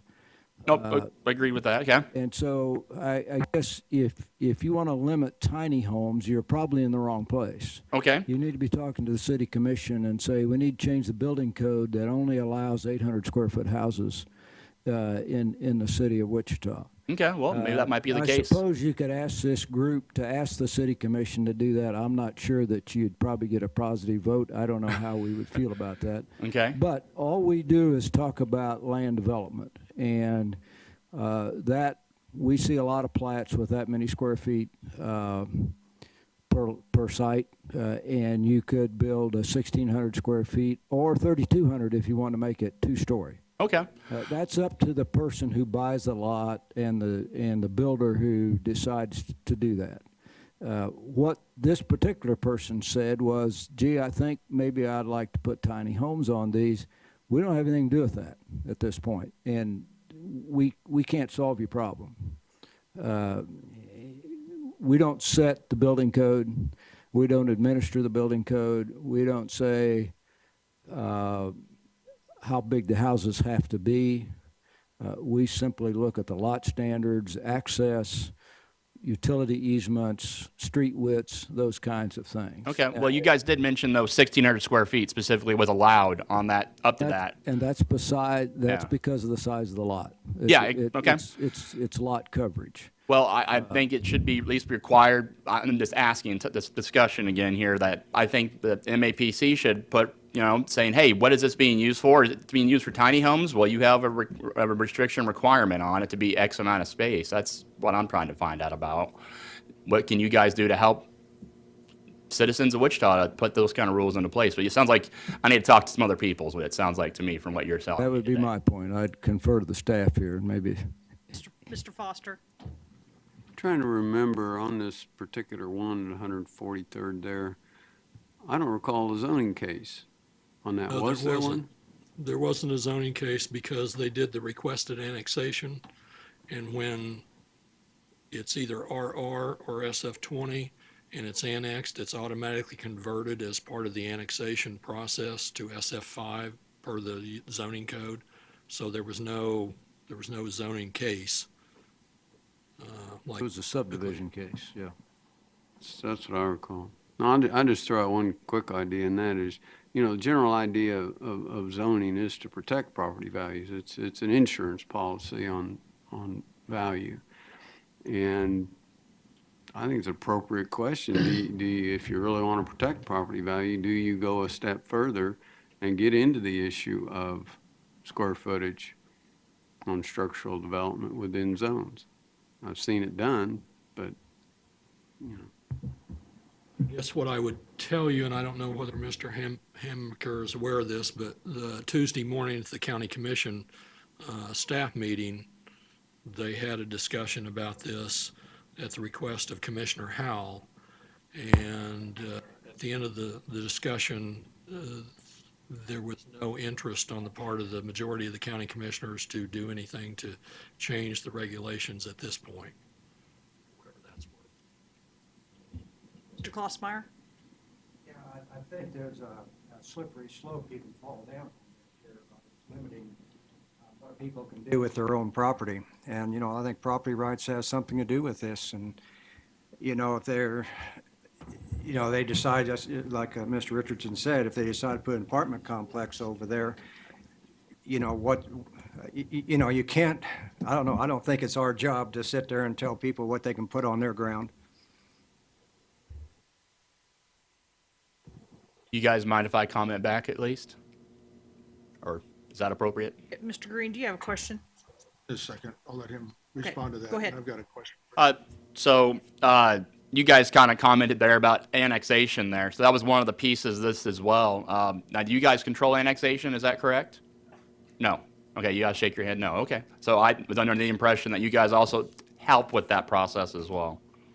The Metropolitan Area Planning Department processes requested annexations. Well, we do all the annexations. It's just requested annexations and unilaterals don't come to the Planning Commission for a ruling or a recommendation. We just, as staff, do it on behalf of the City Council, and we handle it that way. But the MAPC has never asked on a requested annexation whether it's appropriate or not. Okay, I just didn't know if one of the things that was commented, and Jim Howe talked about it as well, was about annexation, about no more unilateral annexations in general. The public need to be made aware. There needed to be public hearings and all that. I know this is the place to talk about that. I apologize. I mean to click that there. Green? Yeah, there was a passing comment about there was no notification when this issue came up. Could staff maybe expand on the On the process? plat, certainly, I mean, right now, the current MAPC policy is the red and white development application signs that have to go up 13 days prior to subdivision for plats and 13 days prior to, for zoning cases. There is no individual mailed notice like there is with a zone change on a plat, and as far as that goes. There was notification, though. Sign was up. It had dropped, when I was out there and saw it, it had dropped down to the bottom of the stakes, but it had been up at one point. Other questions from the commission? Wes, did you have anything you'd like to comment on this case? I mean, you're here. Sure, thank you. I understand the gentleman's concerns. I think it's a bigger issue than just whether or not you may lose some value with your homes. If you're losing the value, it probably isn't any bigger issue. But at the end of the day, I think the tiny home phenomenon, if you want to call it that, is growing across the country. It's becoming more acceptable in some parts of the country than others. And in many cases, it's led by the affordability of trying to create a place where some units are affordable for people like in Aspen. They've got a tiny home project up there, and they're on trailers or RVs. They're not tiny homes because if you put a property on a foundation, they can't move it. It's real estate. Otherwise, it's an RV.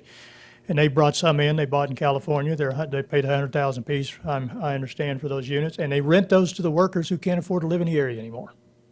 That's what they use them for, because they've got to have people to run those ski resorts and what have you. So they rent for about $1,200 a month, and they're tied into sewer and that sort of thing. So it's by necessity in some of these places that they're starting to look at allowing smaller homes because there's not enough places for people to live in decent housing, not enough decent housing available that's livable for these people.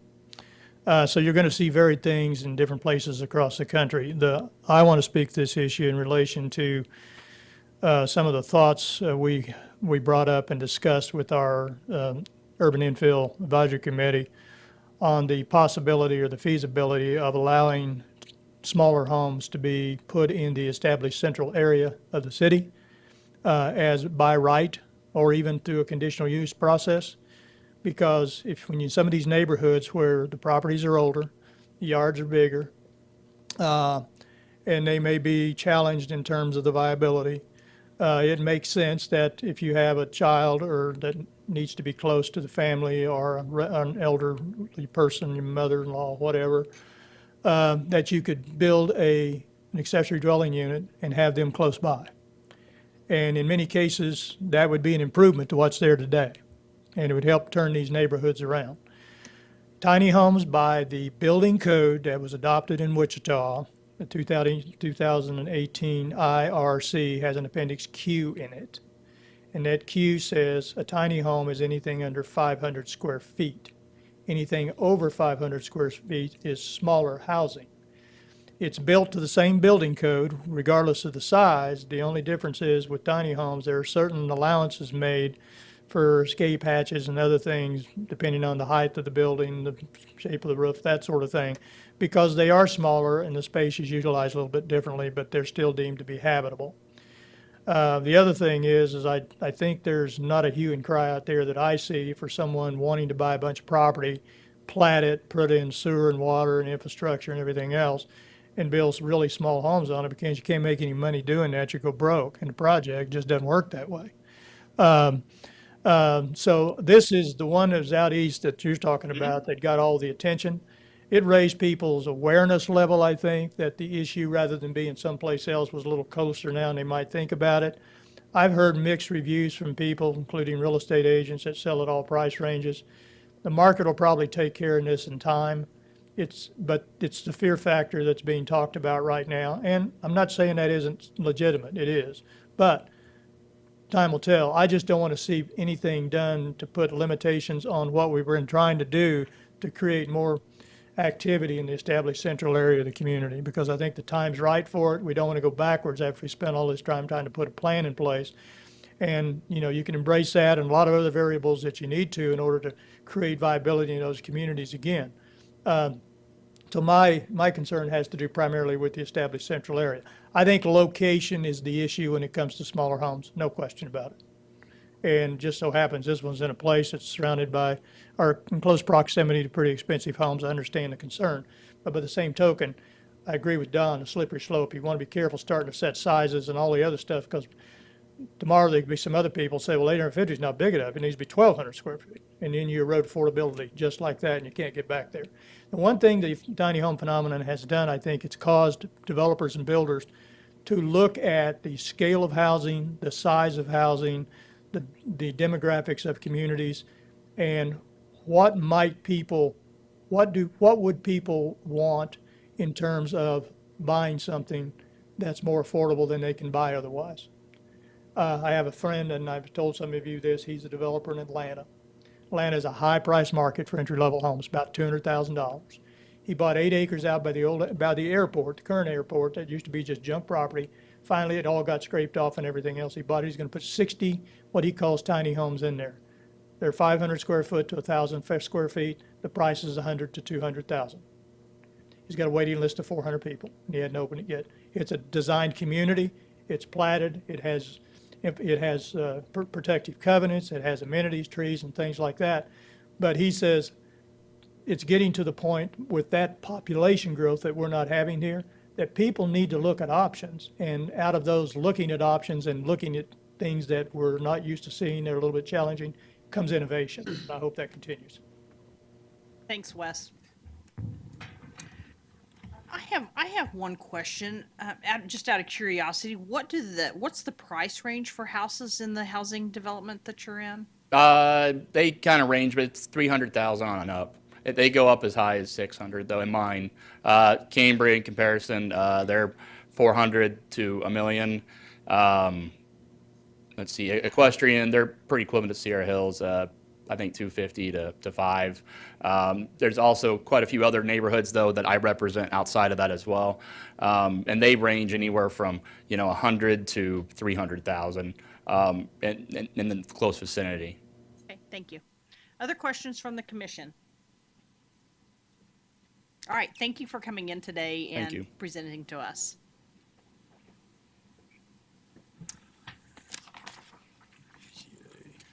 All right, we're going to. Oh, do we need to do that? Would you all like to hear the comments from the lady that's here? Well, Why not? time to come here. Okay. As long as, She suffered through two. as long as it's different from what we've already heard. Agenda item. Ma'am, if you'll state your name and address. My name is Sylvia McCombs. I live at 14216 East Timberlake Road. That's in the Spring Hollow edition. Thank you. You'll have 3 minutes, and we'd like to hear different information than what has already been presented, if you Thank you. would, please. I would like to tell you a little bit about my background, though. I did serve as a CFO for a local, very busy auction company here in Wichita. I have a lot of knowledge about property values and what drives them. I've served on 2 HOA boards at a large condominium here in Wichita, and also I'm very aware what protects property values. And I think the commission's duty to us is to try to help homeowners preserve those values. Some of the things that concern me, number one, I am just north of the proposed development. I'm not sure I quite have the math right, but I know I'm very close. A residence in Wichita is allowed to have 2 dogs. If the current area we live in, my lot is 1/3 of an acre, and I'm probably on the small side in my neighborhood. Many of the homes in my neighborhood are 1/2 acre. We moved there for a reason, okay? We wanted the large lots. We wanted low-density housing. The housing in the area is all like, kind, and quality. Many of the neighborhoods have a brick facade, maybe 50% facade requirement. So there's a lot of very cohesive neighborhoods that all come together in that area. It's a suburban life. I can sit on my porch and I can hear the horses at Equestrian Estates whinny. And that's why I bought my house there. And my biggest fear, yes, is that property values will go down. If you take and triple the density of a home, in my neighborhood, you would have 8 dogs to an acre. You would have 24 dogs to an acre. Take what they're going to do in the tiny home community, and can you imagine the number of dogs per acre that you potentially might have? So I want you to consider that your mission and your actual commission is called the Planning Commission. Tiny homes are new to this area. It's untried, it's untested. We can't let this go forward without careful thought and put our seatbelt on after it goes bad. And I firmly believe it will go bad for a number of reasons. Mr. Gallion touched on this. There is a right place, right time for tiny homes. In Aspen, when you have a tiny home, you have a large green area. Tiny homes are for 2 people, 2 different groups. Either the folks in the city, and I know there's homeless in Wichita. Let's put tiny homes in urban Wichita, downtown, and let's get people off the streets and put them in tiny homes. Or it's the people that want to live off the grid. They want to move in the country. They don't want to be controlled by rules, okay? You get 90 homes in there on a small area, it has to be controlled. It flies in the face of the tiny home concept. They're trying to mesh 2 different things together. Your time is up. Would you like an additional 1 minute? Yes, I would. Thank you. In response to somebody who asked the former gentleman, oh, so you're against affordable housing? I can tell you that spending 10 years in real estate, there's plenty of affordable housing in Wichita. You can buy a 1,000 square foot all brick ranch house with a 1-car garage for $60,000. Why would you want to pay $200 a square foot? What lender is going to lend on that? And after you're too old to climb that ladder, who's going to buy that from you when they can't finance it? So I'm asking the board, the planning commission, to please put the seatbelt on, take some time, and figure out what we can do to make the tiny home movement be successful in Wichita. Right place, right time. Those building codes in other cities are there for a reason, and they're working.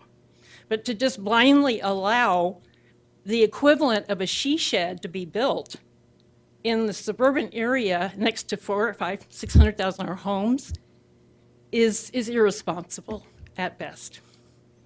Thank you. Thank you. Questions from the commission? All right, thank you very much. With that, we will adjourn this part of the MAPC meeting and move on to the BZA. Agenda item number 1, BZA 2018-0069. We are going to hear this case.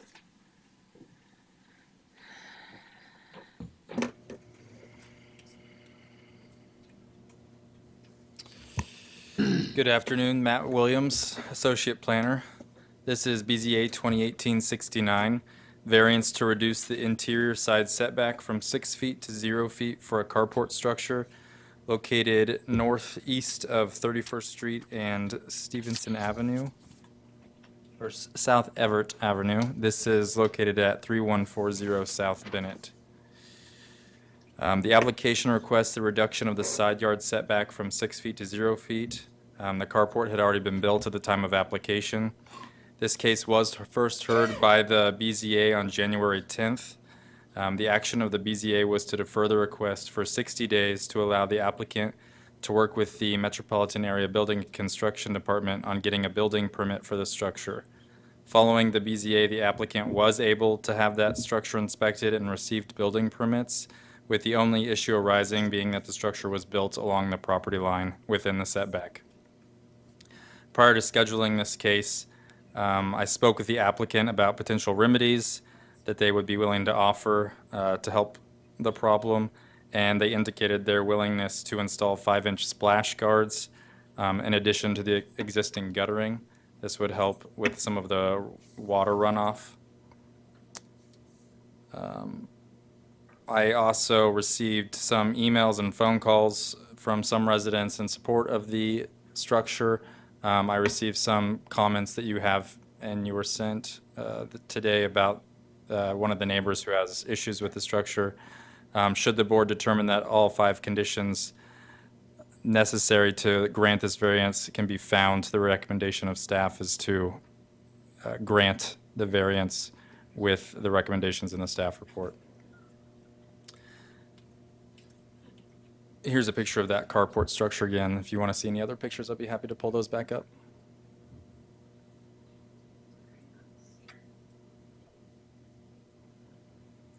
Richardson. Mr. Matt, Richardson has a question. just to be clear, there is now guttering on the north side. Is that right? The north side of the carport. Nothing has been added since the last thing that I know of.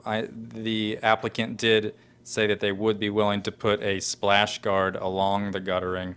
But there is guttering there. Yes, yes. But the guttering is also over the property line, as I understand. Okay. Other questions from the commission?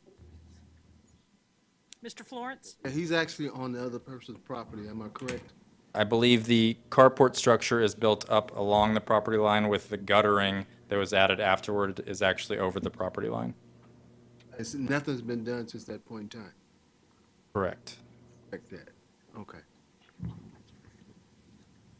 Other questions from the commission? Okay, I will have agent or applicant step forward.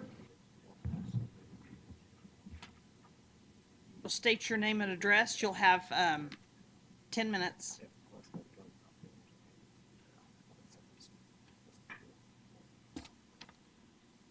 Good afternoon, everyone. My name is Adib Michael, 3915 East 28th Street North, Wichita, Kansas.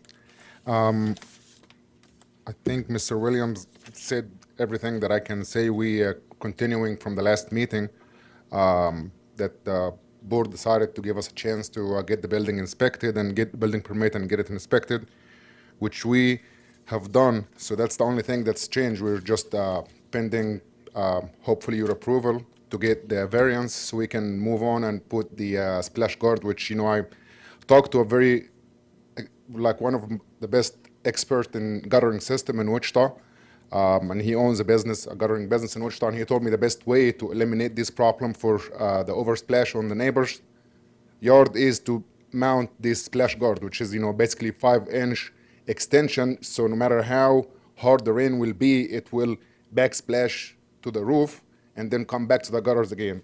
The gutter size itself is sufficient. We can also put a wider gutter, but it's not needed at this point. So hopefully this will be enough for us to get the variance accepted and keep the structure. Thank you. Questions from the commission? Got a question of legal. If a tree limb comes from your neighbor's over into your yard, you can cut it off at the yard line, can't you? At the property line? Pretty much. So why couldn't you do the same thing to the guttering? There is a standard that allows for that, but it also restricts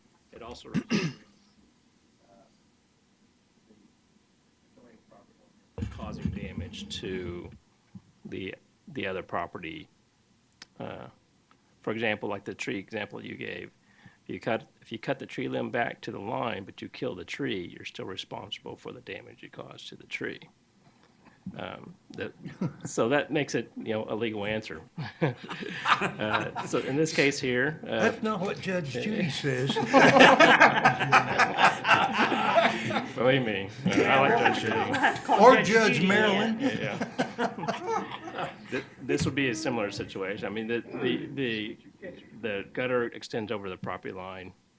The adjoining property owner can't go up and rip it off because he's causing damage to the property. So, but we don't have, the commission wouldn't have authority to allow a variance across the property line. So there we are.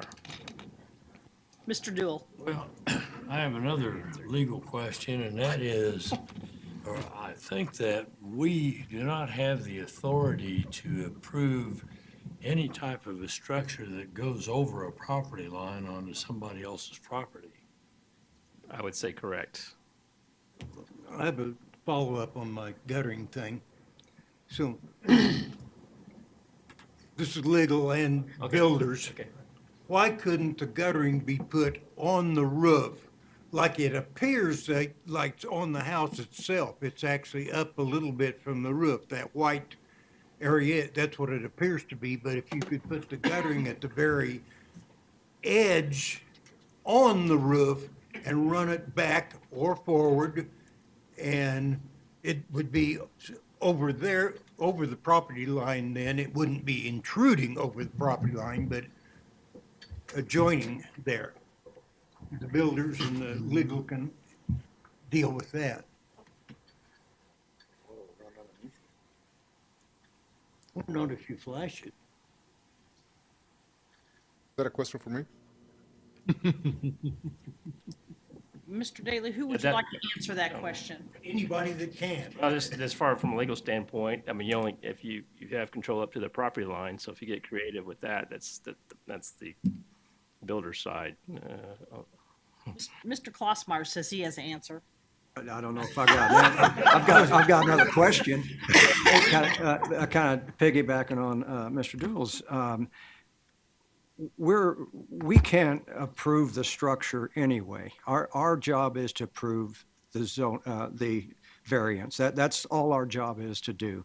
My question would be, if the structure is existing, are we in effect approving a structure that's encroaching? If we approve the variance, It's encroaching, yes, you would be. then we're approving something that's not basically legal. Correct. Other questions from the commission? Okay. Oh, wait, Mr. Green. Has there been a survey done to verify where this structure is located with regards, I see a wood lath there, and I assume that that's where the property line is located, and Yes, we do have a survey, and there should be a copy on the file with it, and it is on the property line. And so from my understanding now, the problem is that the gutters is outside the property line. Is that correct? That's correct. Okay. So if we would, basically hypothetically approve or grant the variance pending moving the gutters or moving the whole building 1 foot, which is gonna be more than enough to be out of the property line and away from the neighbor's line, will that solve the problem? Yes. Then we're willing to do this with no problem. Mr. Hartman. A question for Dale. In order for this variance to be approved, it has to meet all 5 of these All 5, yes. requirements. Yes. Because from what I see, it doesn't meet like any of them, or maybe 1 or 2 of them. So I don't know how we can approve this thing if it doesn't, being unique, it's not unique in my estimation. I mean, you see carports everywhere that are built within the setbacks. Adjacent property are adverse harm. I see it being an adverse harm to the neighbor's property with the drainage, and I think even with the shade that this provides on his grass, he's gonna have a problem with his grass. And as far as a hardship, I don't see the hardship, so I don't see how we can approve this without meeting all 5 of these recommendations. All I was going to suggest was that if there was an inclination to approve it, then one of the ways you could do that, because after hearing from the lawyer, you can't approve something that is hanging over somebody else's property, is you could approve it subject to them resolving the guttering issue and require them to come back with some confirmation that the guttering has been taken care of, because as I understand it, the structure is on the applicant's property. It's just the gutter that's hanging over. But if there's an inclination that you want to deny it, well, then certainly that's a whole different deal. But I just was throwing that out. Any other questions from the commission? Okay, thank you, sir. Is there anybody from the audience that would like to speak on this case? Sir, if you'll step forward to the podium, state your name and address, and you'll have 3 minutes.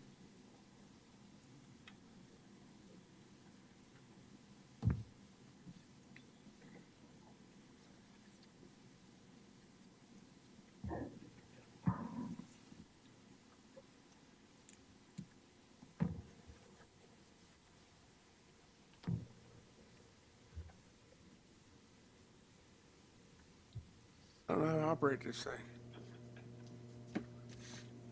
Also use the I arrow want it keys. on that, no, the other one.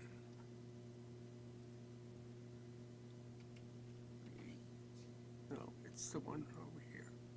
There. Okay.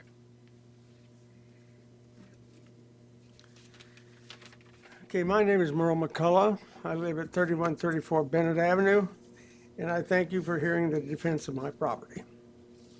In the past 3 years, over $26,000 has been spent on our house, along with another $23,000 in the prior 10 years. Refurbishing and upgrading has made our home as new as any 60-year-old house can be. My wife and I are both in our 80s and likely will be selling our home of 55 years in the near future.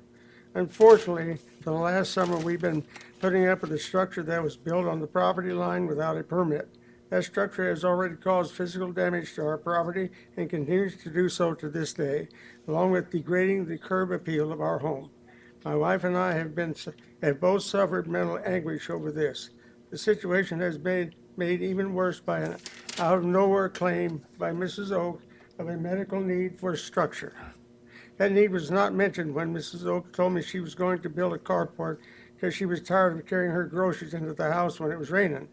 That medical need was not mentioned when the city inspector originally told Mrs. Oak she had to tear the structure down because of several code violations. That medical need was not mentioned when Mrs. Oak confronted me after the city inspector visit, only telling me I was denying her protection for her vehicles and costing her the $10,000 she said it cost to build the structure. The contractor is already committed to covering any cost in removing the structure, so that burden has been removed from Mrs. Oak. Only after facing the fact Mrs. Oak was possibly going to have to tear the structure down did Mrs. Oaks come up with an alleged unique health condition that has to be explained further than medically necessary. Up until about October 16th, 2018, Mrs. Oaks visited our house once or twice a week to bring us up on her life and concerns. Not once during her visits did Mrs. Oaks ever express concern over her health, except for one minor procedure, nor did she ever show signs of a disability. What kind of a doctor would prescribe a prescription that would cover overhead protection for a person going from her car to her kitchen door, but not be valid for any other area in her travels? Mrs. Oak still moves unaided and uncovered in the neighborhood without using even an umbrella or sunglasses. Facts. The guttering on the structure does hang over our property. Fact, there is no way to maintain the structure on the north side without trespassing on McCullough's property. McCullough's property is exposed to devaluation because of Mrs. Oak's alleged medical problem. Have you ever heard the old saying, it's easier to ask for forgiveness than it is permission? That's what we have in play here. Mrs. Oak claims she relied on the contractor to know the rules. Hogwash. Every property owner should know their boundaries and building allowances. Mr. McCullough, your Yes. time is up. Would you like an additional 1 minute? Please, thanks. The contractor said he never built a carport on the side of a house before. That's another absurdity. You can't even breathe in this town without getting a permit. I believe if Mrs. Oaks had applied for a permit before building, she would have been turned down. Both parties are at fault here, and now they want forgiveness for their professed ignorance and have hoped that to be blessed with a favorable ruling. I just got my tax bill the other day, and it went up many thousands of dollars. I'm sure with this thing being planked on the property line, people who maybe want to buy our house will think twice.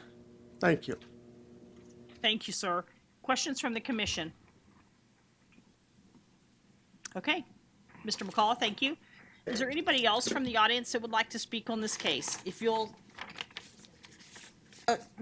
ma'am, you're the applicant, correct? Okay. You had time when the agent or applicant was able to speak at the first 10 minutes.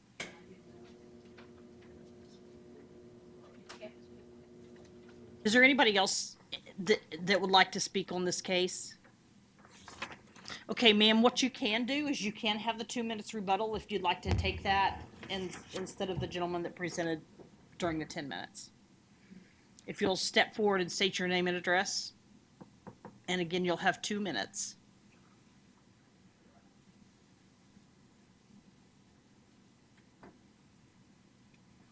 My name is Karen Oak. I live at 3140 South Bennett. We did build the carport for a medical reason. I have had a serious car accident in 2016 which resulted in neck surgery. I have also had several epidurals in my lower back. Mr. McCullough knew this, but that's not here nor there.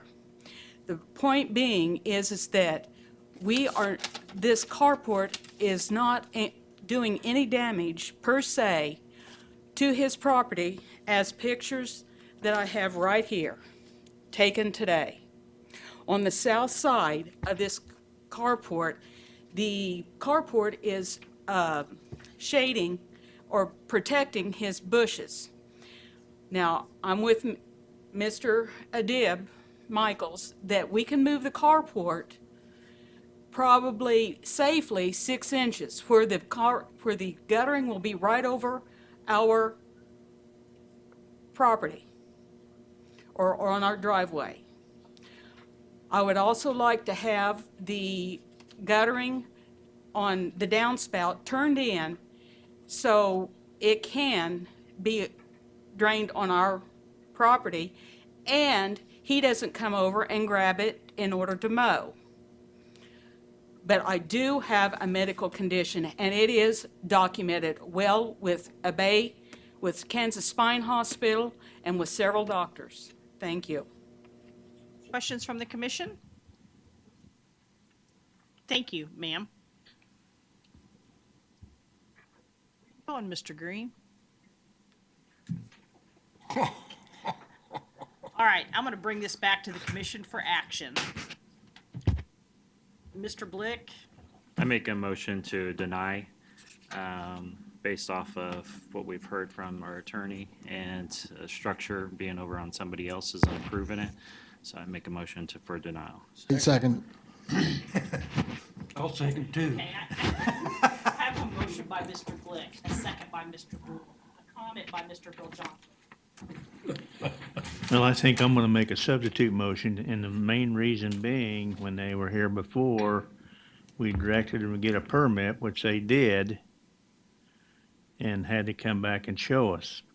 I think I would like to make a motion to approve, as long as they get the gutter moved back on their property, turn the downspouts, and put the deflectors or whatever it was called on the roof to keep the water from going over on the neighbor's property. So that's my motion, substitute motion. Second. Okay, I have a substitute motion by Mr. Johnson to approve and a second by Mr. Klossmeyer. So all in favor of that? Let's have some I'm discussion. sorry, discussion. How far would they need to move that in your? I don't know the size of the gutter, but I would think it's probably 6 inches.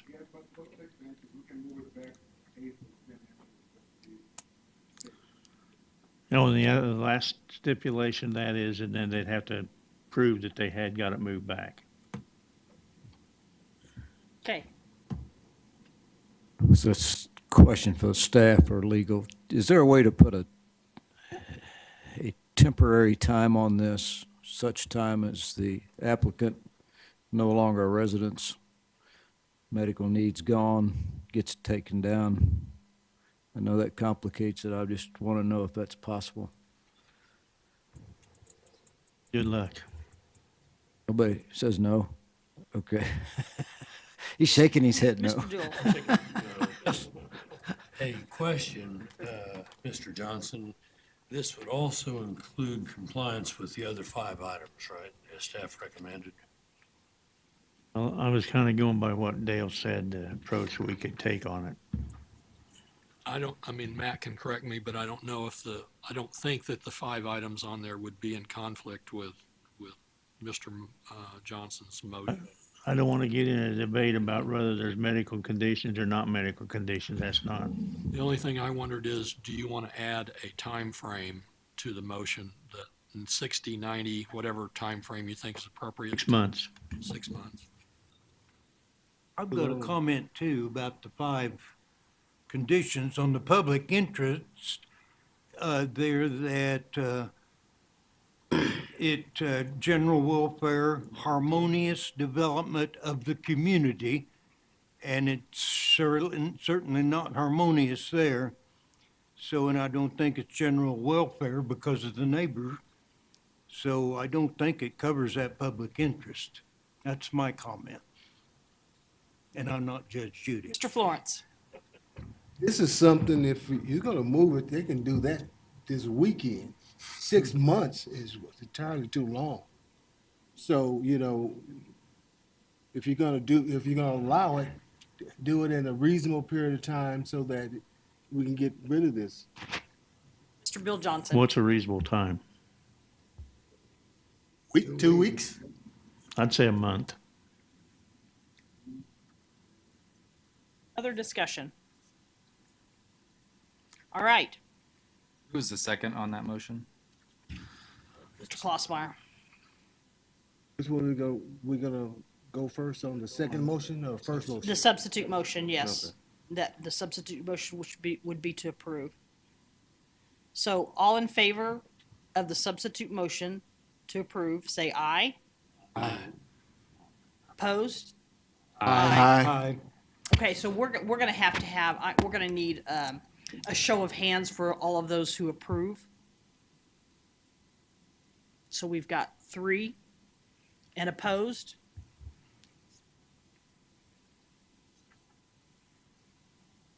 Okay. 5, 6.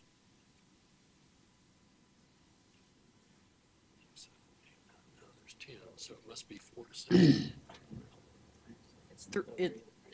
It was 3-7.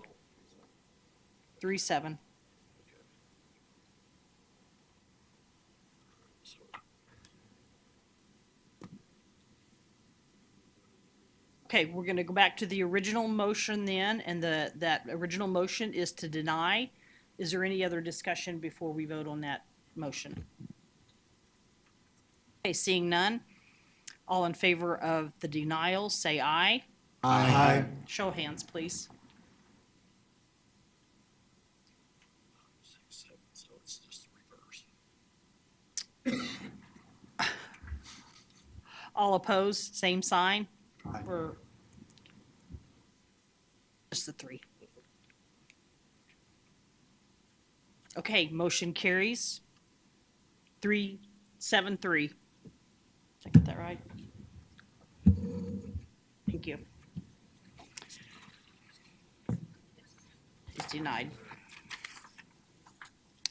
All right, with item number 2, I did not ask whether or not you wanted to hear this case. I would like to hear this case, though, so we will hear this case. Philip? Good afternoon, Philip Zievenbergen, Associate Planner. I have an application for a variance to reduce the side setback from 3 feet to 0.8 feet on a garage that is recently constructed. It's generally located east of Woodlawn and north of Central. You can see here on the map. The garage is constructed at the time of the application. What's unique about this case is the applicant did get all applicable permits and even got a certificate of occupancy from MAPC for this. The story of this case is that upon completion of the construction of the garage, as well as the fence and the driveway, the neighbor to the south, their lawyer provided the applicant with a letter stating that the driveway and the fence was on his property. Subsequently, after that, the applicant did change the location of the fence and removed the portion of the concrete from his neighbor's property in request of that letter. The variance is not in relation to the driveway or the fence. It is only about the garage that is in the back corner of the yard that you can see from the site plan. This is an official survey proving that all aspects of this building, including the guttering overhangs, are within the property, and that's what the setback will be set to at 0.8 feet. I just have more. So this is inside the front gate there. From the back, you can see where the fence is in relation to the driveway or into the garage. This is just a detail up on the overhang and the guttering related to the side yard. And this is looking behind the garage, looking at it in relation to the back of the property as well as the downspout drainage. So if the BZA shows that all 5 points are met, it is in staff's opinion that this variance should be granted to reduce the side yard setback from 3 feet to 0.8 feet. And I can stand for any questions. Questions from the commission? Mr. Blick? Just a quick question on the page 6 that with the document, and you said that everything's been surveyed. That photo just looks kind of illusional, so that's not up against there, up that fence. That's Right. This document was provided by the applicant and agent, and it is an official survey. I mean, you're looking at, we're reducing the side yard setback to 0.8 feet, so it is going to be very close to the property line. But according to the survey, that 0.8 encompasses even the overhangs of the building. Other questions from the commission? And the applicant is here to talk about this case as well. Other questions? If agent or applicant could please step forward, state your name and address, and you will have 10 minutes.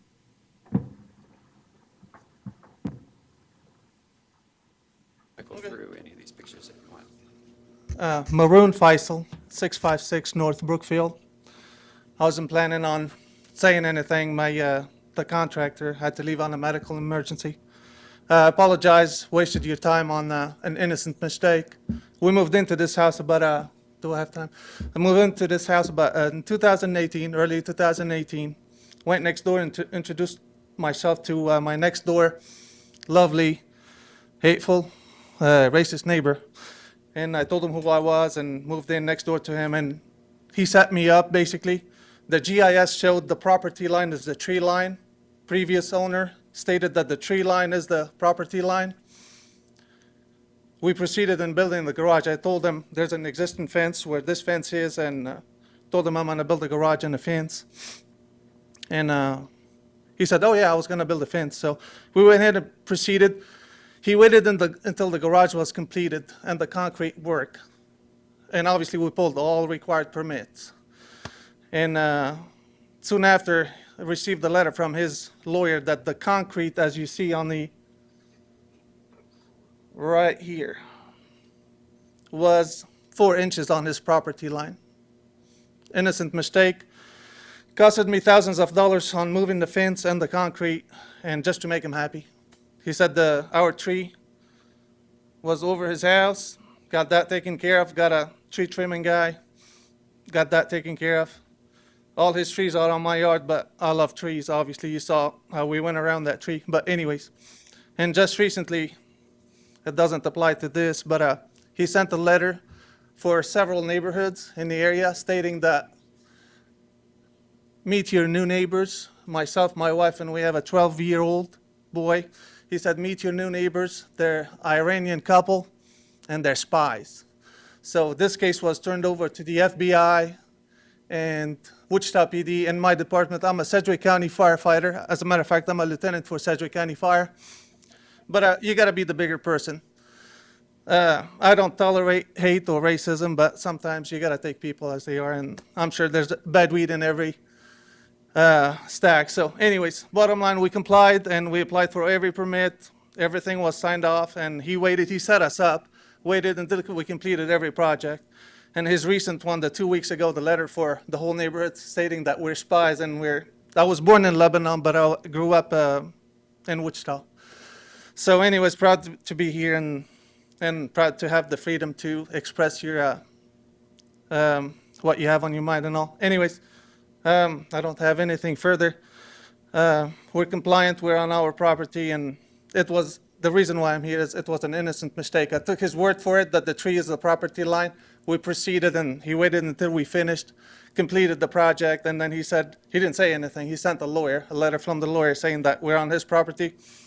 He was correct, but I took his word for it, went ahead and got it surveyed, moved everything that was on his property, and now we're compliant with everything. That's it.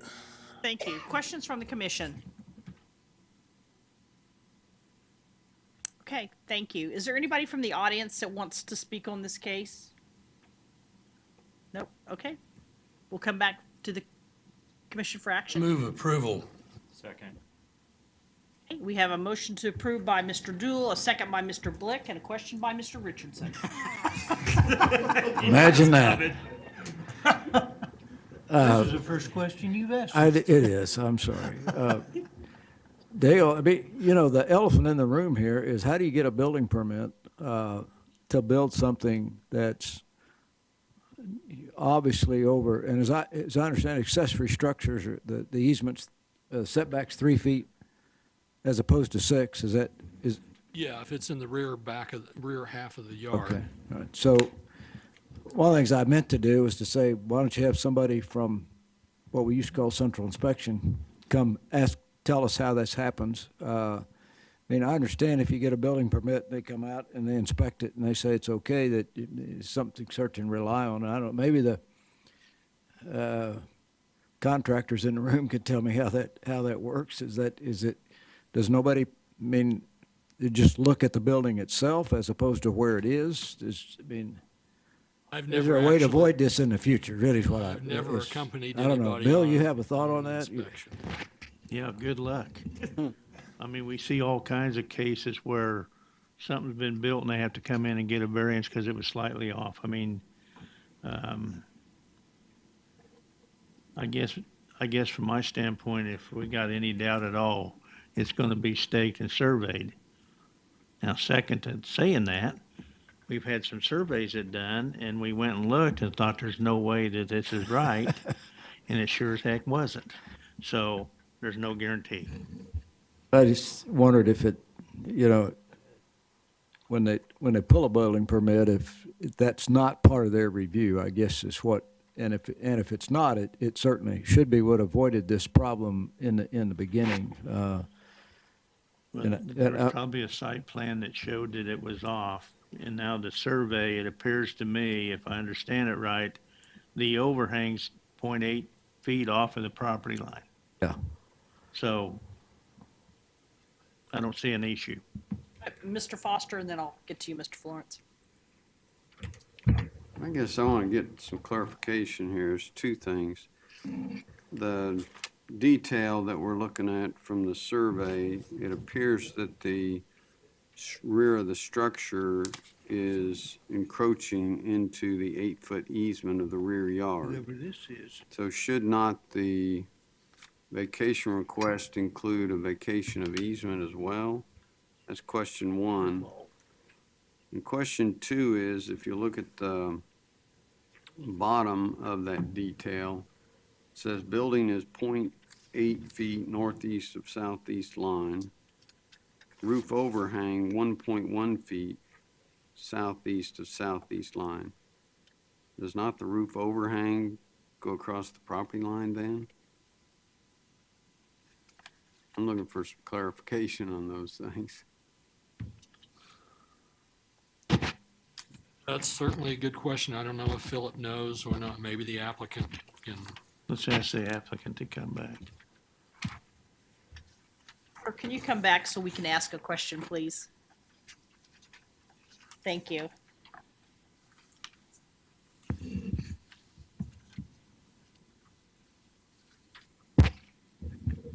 On the drawing, there's a dimension 0.8 feet off the property line. Is that to the edge of the overhang, or is that to the build?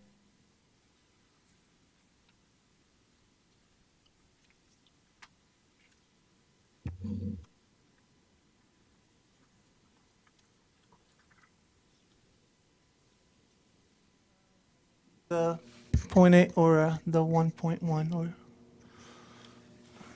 at this No, detail this one. down here. I see. There's a 0.8, and this is the. What I would say, Mr. Foster, is just looking at this, the Okay. overhang appears at the closest place Okay, to be what I would consider to be the right front corner.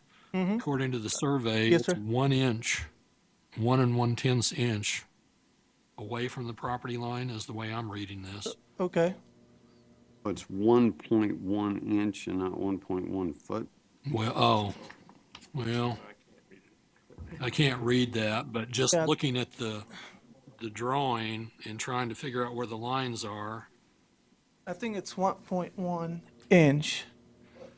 Foot, that's a foot. I had to do the math on 8/10 of a foot because I didn't know what that was. It's 9.6 inches.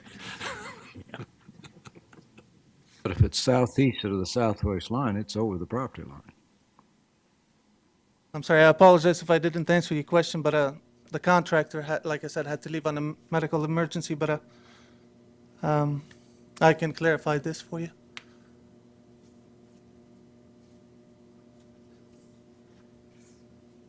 I'll interject a question related to the easement. If there is indeed an encroachment into the easement, do He we could- not have to have another Well, case? or he could get a hold harmless through Public Works. Given whatever that distance is, I'm sure he could get a hold harmless. Mr. Blick? Question I have is, you know where you said you had to come in 4 feet, did you 4 inches or 4 feet, did you That move was your on the- fence? How much did you move your fence in versus that photo where it showed? It was in inches, and it was, oh, there we go. We had to cut the concrete and move this portion of the fence. Moved that 4 inches towards your house, is that what you did? Towards the north, correct? towards the house, our house. So then the photo that's on the back, it shows that fence right there, back up one, right there.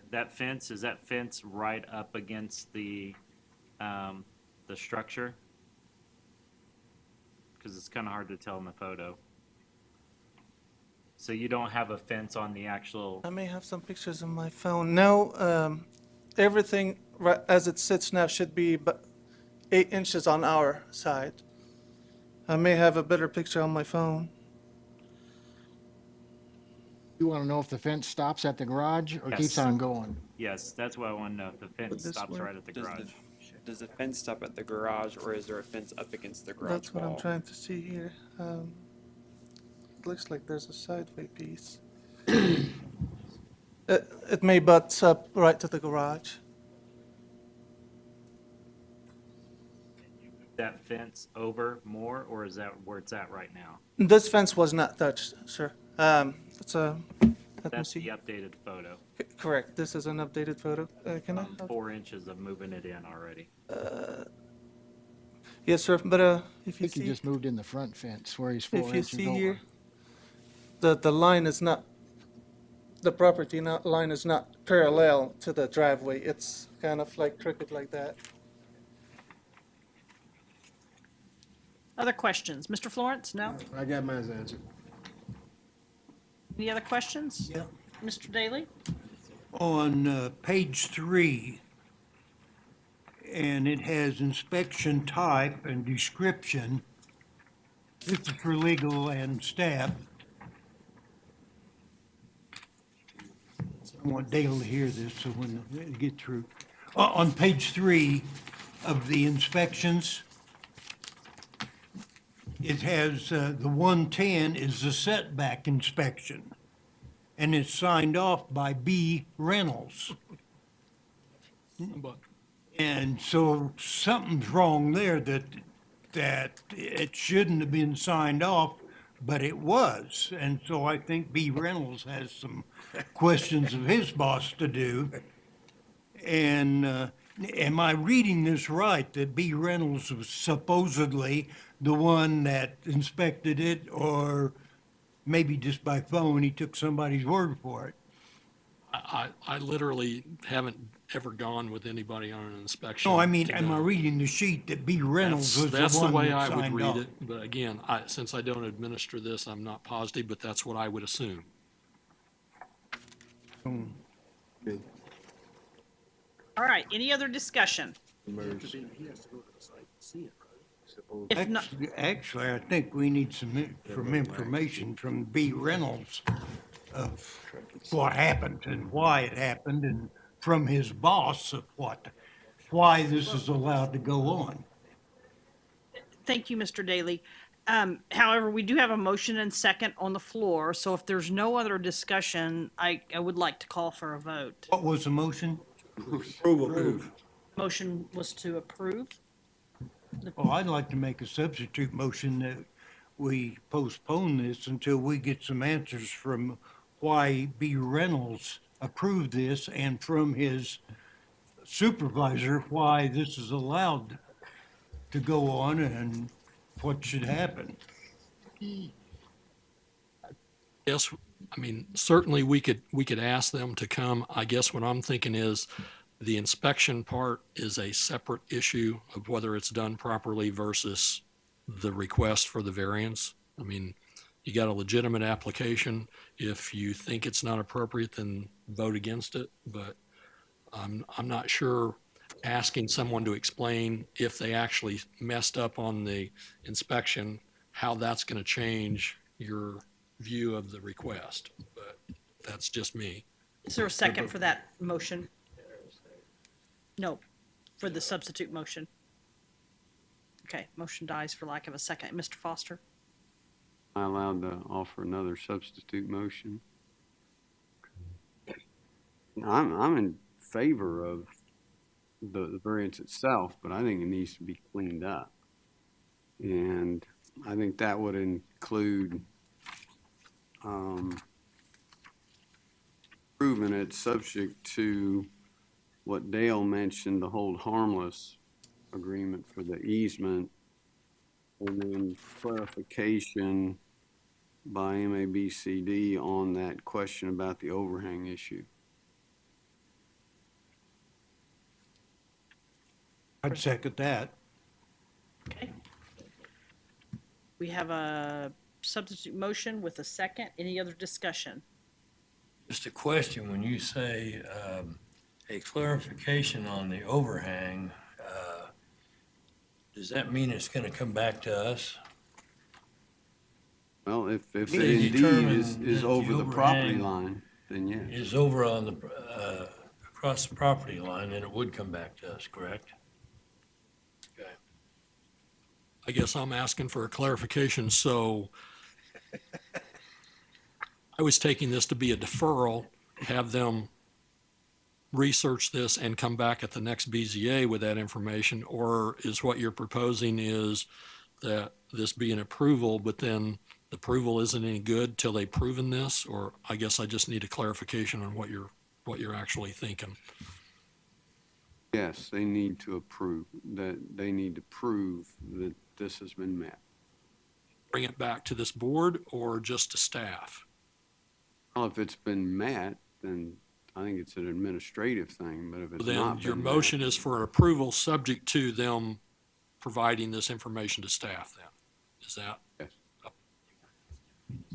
Mr. Daly, are you in agreement with that? Okay, any other discussion? All right. All in favor of the substitute motion, say aye. Aye.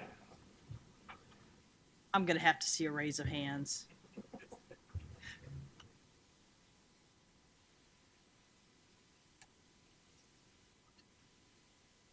Okay, opposed, same sign.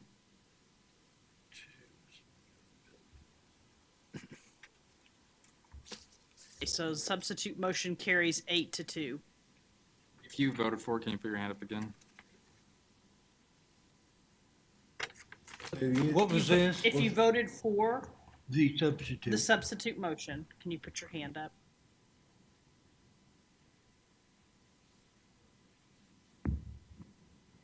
Got it? Okay.